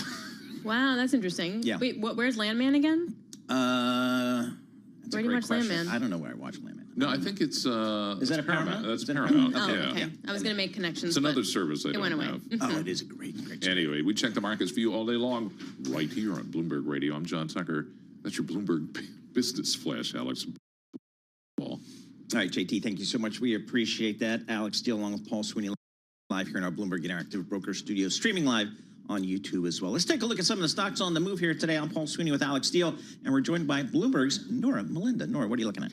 Well, I've got eyes on Supermicro Computers. Of course, this is a stock that's up for double-digit gains and is the biggest gainer in the S&P 500 right now on a percentage basis. This is after it signs a deal with DataVolt. This is a company that's based in Saudi Arabia. It's a multi-year partnership agreement that they think should really help the stock get some more traction. Of course, we know shares of Supermicro Computer are up about 50% so far this year.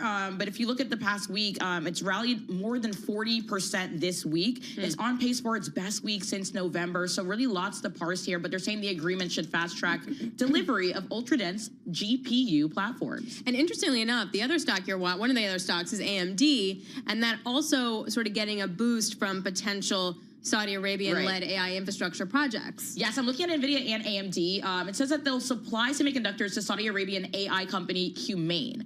This is going to be a massive data center project and is also essentially under a Trump administration initiative. They said it should lift restrictions on delivering advanced technology to the region. So lots going on in terms of news regarding and related to Saudi Arabia. But I mean, AMD shares are down about 2% this year, but they are getting a lift off of this news. Second best performing stock in the S&P 500 right now. All right, one more. Yeah, lastly, I'm looking at Aurora Innovation. Now, this company is down about 17%, as much as 17% today. That's the worst day since October. This company is about $11.8 billion in market cap. It develops and delivers self-driving technology to move both people and goods. But this is after, it's also related to Uber, and after Uber announced a $1 billion convertible offering with notes exchangeable into shares of Aurora. We are seeing shares of Aurora down after that. Ah, interesting. Okay, that makes a lot of sense.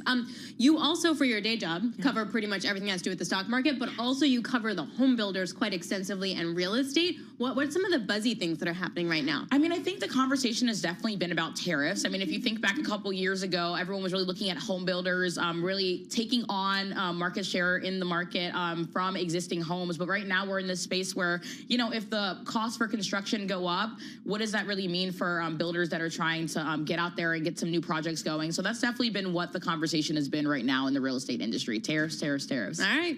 Thanks a lot. Nora Melinda joining us from Bloomberg. Thank you very much. For more conversation just like this, subscribe to our new Stock Movers podcast. Listen for 5-minute audio reports on the biggest winners and losers in the stock market. Subscribe to Stock Movers on Apple Podcasts, Spotify, or anywhere you listen. We like to keep you up to date on everything that's happening in the markets, as well as politics, and especially geopolitics. We're lucky to have Anne-Marie Hordern, chief political correspondent and Bloomberg surveillance co-host, on the ground in Doha following President Trump's signing of some deals with the Emir of Qatar. Anne-Marie, what do we know so far? What are the companies involved? So this one really is about Boeing. The Qataris are looking to ink a deal, signing this deal with Boeing for 160 wide-body jets. We had scooped this story, our colleagues at Bloomberg News, last week, talking about 100 jets. Earlier this morning, someone said, actually, you can expect a bigger figure, and they certainly did come out with that bigger figure of 160. And this really is just par for the course of what Trump is doing when it comes to his entire trip in the Middle East. If you're a Middle Eastern capital with a lot of capital and a sovereign wealth fund flush with cash, this is an administration who wants to do economic transactions with you, and they want to have economic relationships.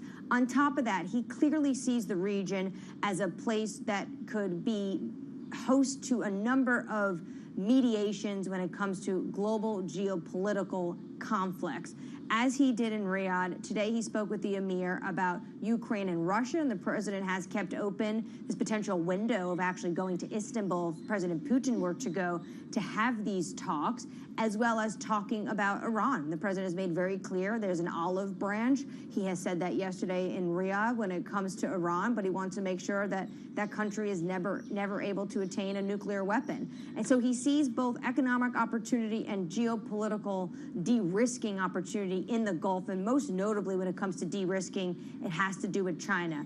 These are what many would consider geopolitical swing states. They don't want to make a choice. They do business with both Beijing and Washington, and the president wants them firmly to lean towards Washington.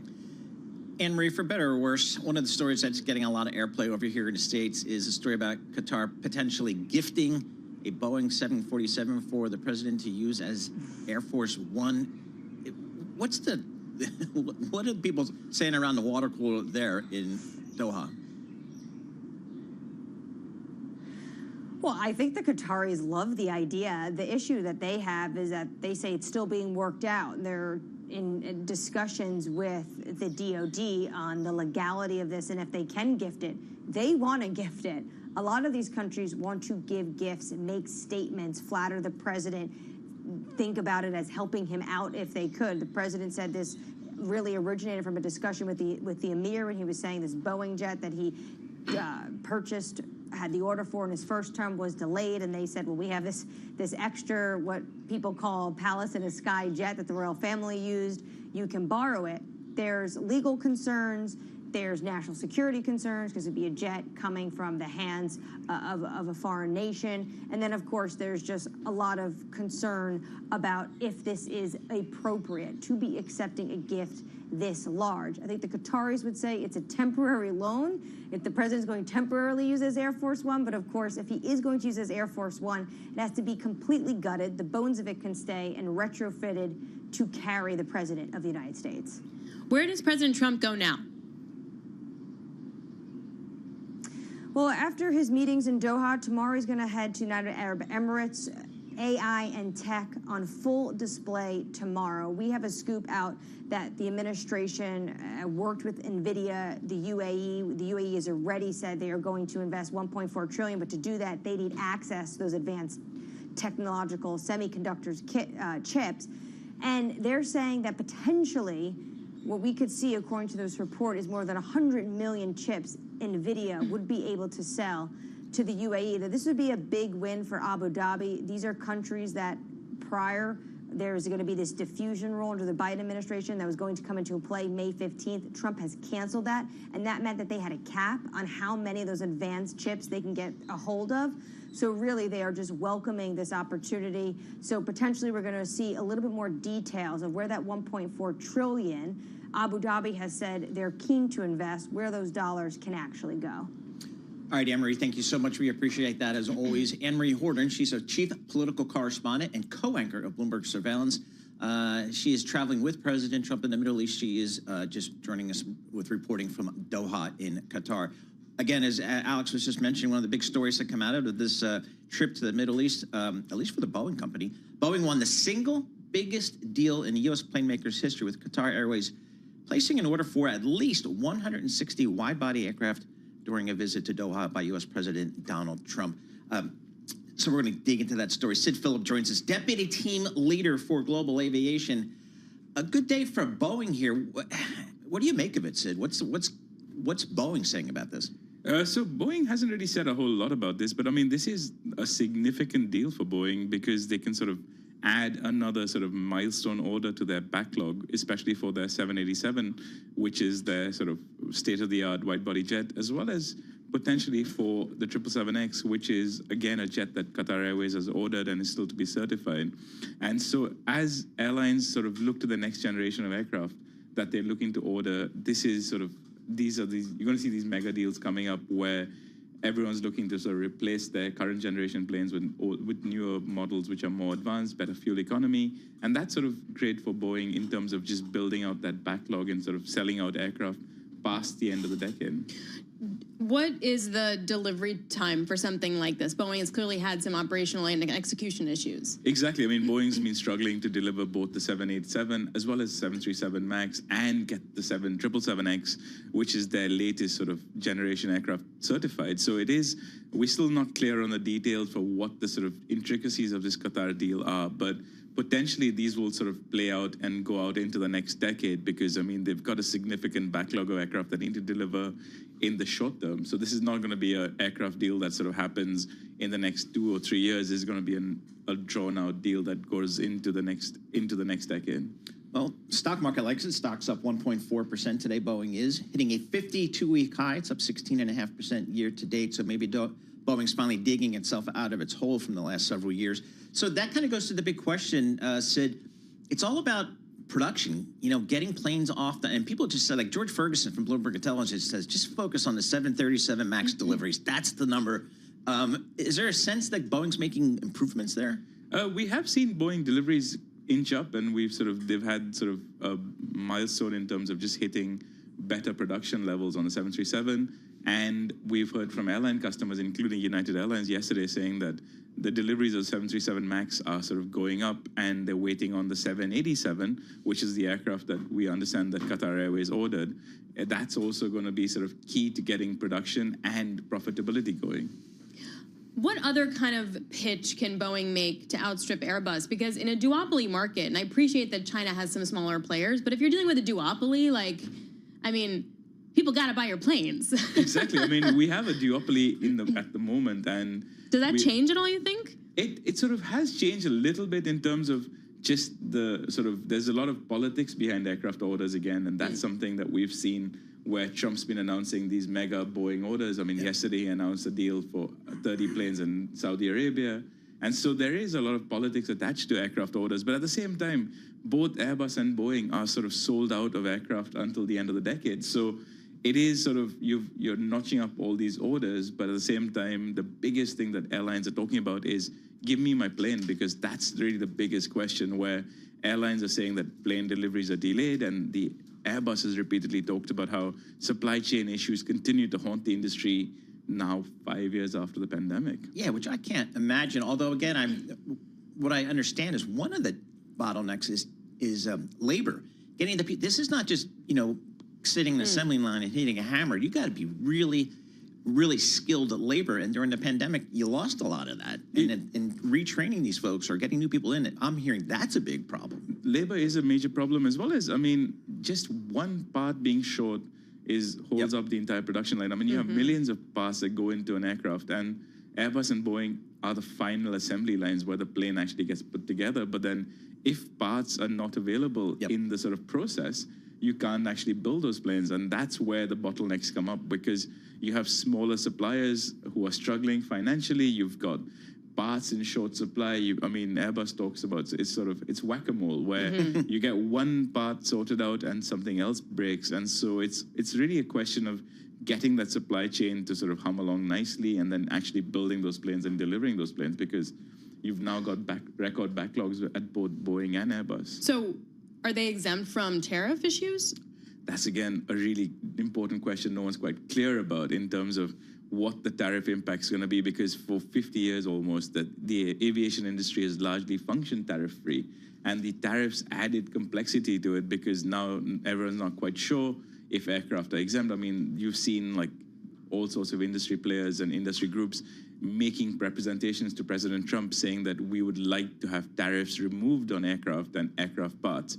And so we're trying to see where that sort of actually lands up, because potentially aircraft manufacturers and airlines may have to pay tariffs on planes, depending on where they're made and what parts they have. Right, which makes all of this that much more complicated and more difficult. All right, Sri, great to see you. Thanks very much joining us here, Sid Phillip, Deputy Team Leader for Global Aviation. We appreciate that. Always good to see you in New York, too. Thank you very much. All right, coming up, Sean O'Hara, President of Pacer ETFs, will be joining us to talk about ETF investing and current flows. Plus, Ira Jersey, Bloomberg Intelligence Chief U.S. Interest Rate Strategist, previewing a hearing that he's part of tomorrow. Did you know this? I did know Titled that, yeah. Examining Treasury Market Fragilities and Preventative Solutions. He's been pounding the table about this for quite a long time, so I'm glad he finally gets his soapbox with which to articulate. We will be very excited to see him. I wonder if he's nervous. Yeah, I think he's done it before. Oh, Are we okay. going to carry this live? I don't know. We should. This is Bloomberg.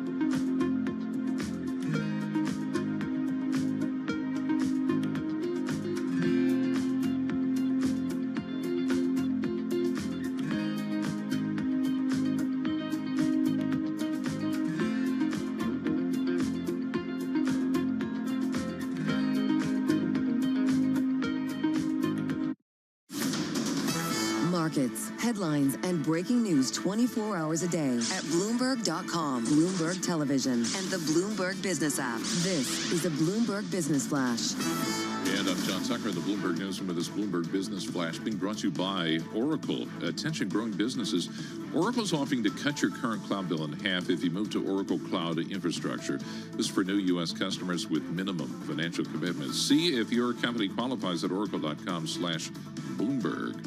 Major stock averages mixed to little change, kind of blah We're seeing gains in chip makers, also optimism over potential trade agreements. NVIDIA shares, they are most active. They're up just about 3% in today's session after striking a deal to supply chips to Saudi Arabian AI company Humane for a data center project. A super microcomputer jumping today. Those shares right now up over 15%. This rally after Saudi Arabia, this rally comes after the board approved a $6 billion share repurchase plan. That represents 3.3% of the company's current market value. American Eagle, on the other hand, that is slumping. The retailer withdrawing its fiscal year 2025 guidance. That's because of what they're calling macroeconomic uncertainty. And then traders looking ahead to fresh retail sales figures, going to get that tomorrow. The same day, Walmart, the biggest retailer, reporting quarterly earnings. And then you also have a speech by Fed Chair Jerome Powell at a conference in Washington tomorrow. Looking for that. S&P 500 up 4. The Dow down 27. The NASDAQ 100 right now up 78 points. So the update on SALT, Speaker Johnson last night said he expects to get some sort of deal to advance the president's tax cut plan on SALT today. So, but now there's reporting earlier that the deal that they were talking about fell apart. Possibly. I mean, they were looking at increasing 30, right? from $10,000 to $30,000. This is the state and local tax deduction for everybody who doesn't care.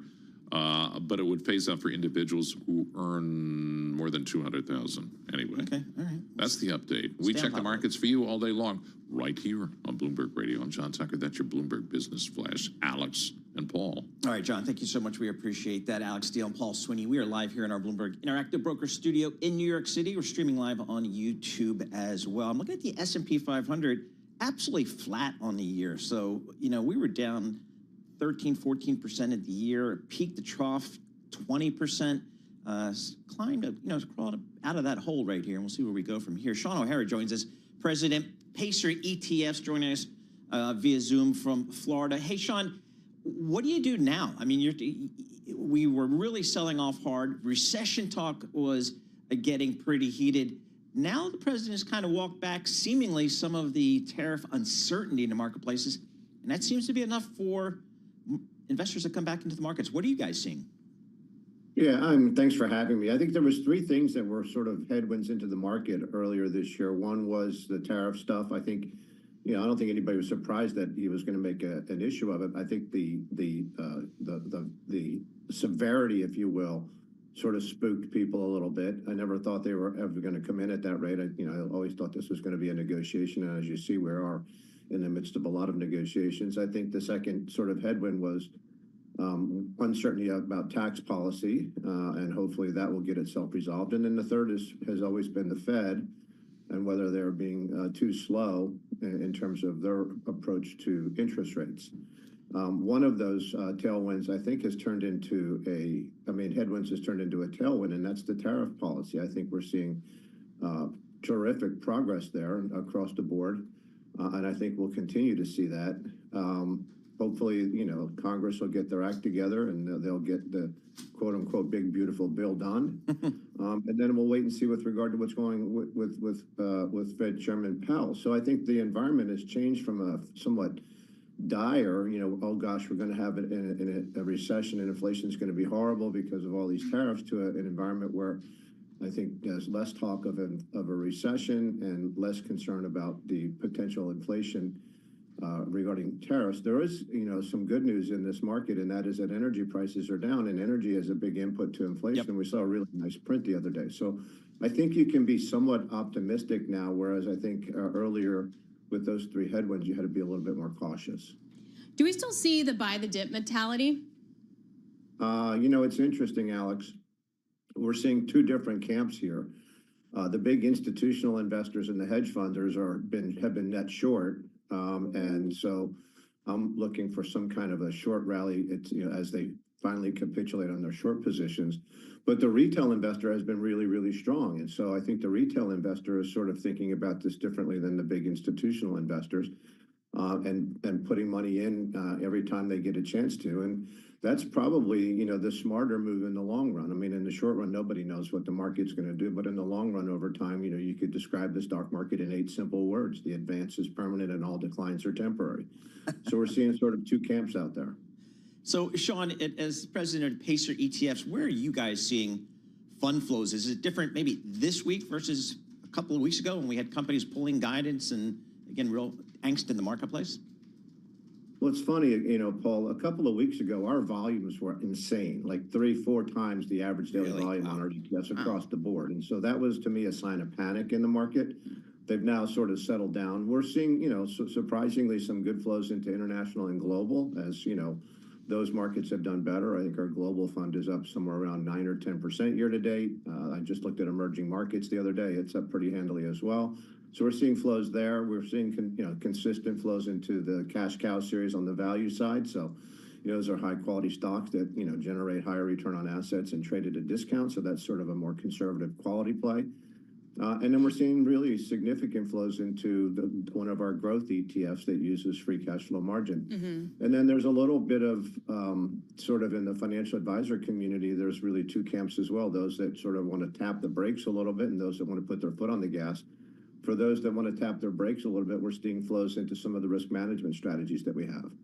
Interesting. So I mean, I guess this is how you make a market. I mean, you have two different directions, and then you move around that. Really interesting stuff. Thank you so much, Sean. Sean O'Hara, president of Pacer ETFs, joining us about all the flows within the market. All right, let's take a look at the bond market. The action had been in the 2-year, but now we're seeing the long end down, up by about 4 basis points. The front end up by 3. 403 is where we sit right now on the 2-year. Ira Jersey, Bloomberg Intelligence chief U.S. interest rate strategist, joins us now. Ira, you're part of a hearing tomorrow entitled Examining Treasury Market Fragilities and Preventative Solutions in front of Congress. That sounds like a really big deal. First of all, hope you're not nervous. Second of all, how did this come about?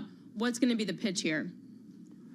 Yeah, so, well, we're going to talk about why markets are moving so aggressively at times, and that's really what I think Congress is worried about, because there is still large deficits, and even though President Trump and his administration is trying to find places to cut the deficit, you're still going to have $1.5 trillion to $2 trillion deficits probably for quite some time, and you'll want to make sure that the Treasury market remains the deepest, most liquid market in the world, to continue to entice investors to purchase them. And I think that that's one of the reasons why Congress set up this task force, part of the House Financial Services Committee, to explore these issues. And these issues aren't new. Look, I've been writing about these for over a dozen years, and the fact is that we've created institutions that are safe and sound with some of the Basel Capital Rules and Dodd-Frank regulations.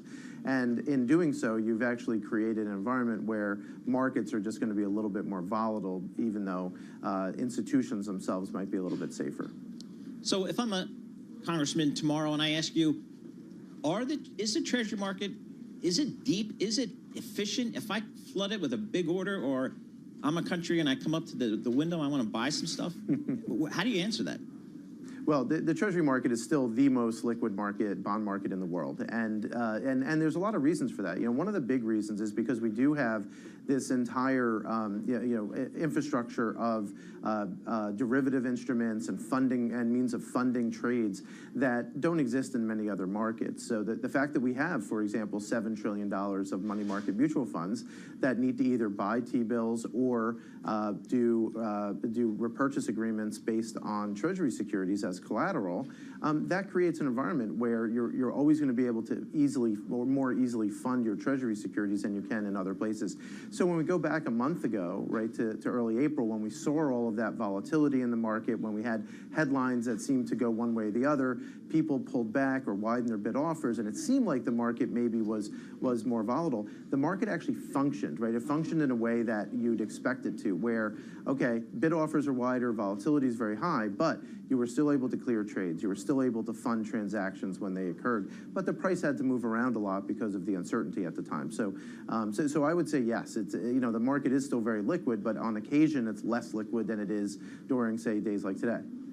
I just have read the headline for you here. Saudi Aramco reports $90 billion worth of MOUs, so memos of understanding, and pacts with U.S. companies. Also, MOUs aren't definitive, but yet overall about $90 billion worth. Some of the details here. So Woodside Energy is an Australian energy company. They're trying to really form into a global LNG export market. They brought Tellurian's project on the Gulf Coast of the United States, and it looks like Saudi Aramco is signing a collaboration deal with them. That's one, and then there are many others potentially to come as well. So Aramco reporting $90 billion worth of MOUs and pacts with U.S. companies.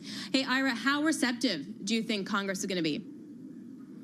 Yeah, well, I think both Democrats and Republicans in Congress want to make sure that the Treasury market remains the most robust bond market in the world, and that's the reason why they're having these hearings. And they had one actually during that volatility, and there's going to be questions as to have some of the regulations gone a little bit too far, or are they working at odds with each other? And those are the types of framing of the market structure and the regulatory environment that I think can be addressed to help market liquidity and just ensure that the market is there when it needs to be. And a lot of the regulations that were passed limit the sensitivity or the size of bank and dealer balance sheets. So if you can right size or figure out a way to create like an emergency amount of capital that dealers could use when the market becomes very illiquid, that could be helpful for just overall liquidity and to limit some of the more extreme price moves. But you're still going to get big moves in prices, right? Markets are always volatile. In fact, when rates were at these kind of levels back in 2004, 5, 6, you had daily ranges that were about the same as you're getting now. So it's not like this is an unusual period of market activity at all. It just maybe feels like that because we had basically 7 or 8 years when the market did nothing on a day-to-day basis. Do we have enough primary dealers, Ira? We could always use more, right? So the more capital that you put into the primary dealer community, the more people who transact directly with the Federal Reserve. But when you look at who's buying treasuries at auction, which is the big thing that primary dealers do on a day-to-day basis, the primary dealers are taking 10% or less of many of these auctions. Yep. They used to take 30 or 40%. So it's really investors that are buying all the treasuries. Good stuff. All right, so if people are extraordinarily bored tomorrow at 10 a.m. Wall Street time, they can go get the live stream of the House Subcommittee, Committee on Financial Services. Ira will be testifying. You kidding? I'm into it. Oh, yeah, big time. I'm sure it gets a huge audience. Ira, knock 'em dead, buddy. Wear a tie. That'll be good. And do a good job. Wear a tie, shower, the basics. Ira Jersey, Chief U.S. Interest Rate Strategist at Bloomberg Intelligence. Just to let you know how valued his opinion is out there in the marketplace, he regularly testifies in front of Congress when Congress wants to learn about the Treasury market, which is his bailiwick. So that is great stuff for Ira, great stuff for Bloomberg Intelligence. This is Bloomberg.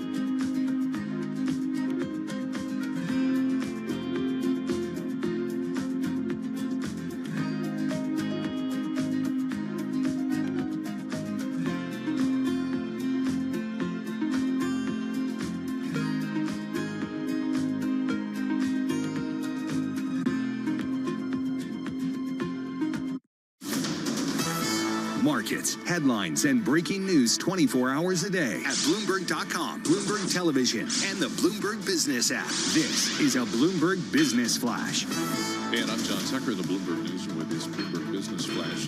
The S&P 500 fluctuating. Most of the major industry groups are falling right now, but big tech that continues to outperform. You have NVIDIA and Advanced Micro Devices. They have multi-billion-dollar opportunities related to AI infrastructure projects with Saudi Arabia. This is President Trump continues his Mid-East trip. And now, overall, the president says there's going to be $1.2 trillion in economic commitments in Qatar, as he was speaking there today. Boeing winning an order from Qatar Airways for at least 160 wide-body aircraft. That's the single biggest deal in the plane maker's history. So shares of Boeing right now, they are up 1.7%. Supermicro computer shares, best performer in the S&P 500, 18% higher right now. Meantime, Kathy Basanchez, chief economist at Nationwide, says the U.S. should avoid negative economic growth this year. I think at this point, odds of a recession have come down quite a bit. We were never really in the camp of a recession, certainly not a deep one. So I think we eke out positive growth this year. It's slow, but it'll be positive growth. The S&P 500 right now, it's up 11 points, up 0.2%, 58.97. Still 4% below its record in February. Dow Jones Industrial Average, 30 points higher. And the NASDAQ 100 right now, 100 points higher. That is up 0.5%. Remember when TV was actually free? Well, Walt Disney announcing its new sports streaming platform called... It's not called Max. It's called ESPN. It's going to cost $30 a month, offer access to 47,000 live events a year, on-demand replays, and original programming. You know what this is? This is Walt Disney Company officially and finally throwing in the towel on the cable network model that we all grew up with. Yeah. You know what they're going to do now? They're going to bundle streamers. Yes. Because that would be much more simple, I got to say. All right. Anyway, we check the markets for you all day long right here on Bloomberg Radio. I'm John Tucker. That's your Bloomberg Business Flash, Alex and Paul. All right, JT, Alex Steele here alongside Paul Sweeney. This is Bloomberg Intelligence Radio. We bring you all the top news in business, economics, and finance through our lens of our Bloomberg Intelligence folks. They cover 2,000 companies in 130 industries all around the world. We're also privileged to speak to a lot of CEOs from all around the world. And one of us joins us in studio right now, EOS Energy Enterprise. It is a zinc-powered grid-scale batteries. We know we need updates to the grid. We know we need batteries and storage, and how we make them and where the supply chains are also a key. Now, this company is interesting because it has a U.S. manufacturing plant and supply chain. Joining us now in the studio is the CEO, Joe Mastrangelo. There we go. I got it. Yeah. Welcome. It's good to see you. Great. Good to see you guys. So basically, you're looking at a 720% increase in your stock in the last year. Yes. What is a zinc-powered grid-scale battery? Let's start there. Yeah. So when you think about this, think about the battery you see in your car. So we have a plastic enclosure that has the active materials of the battery inside of it. The zinc, so zinc, bromine-based, water-based electrolyte.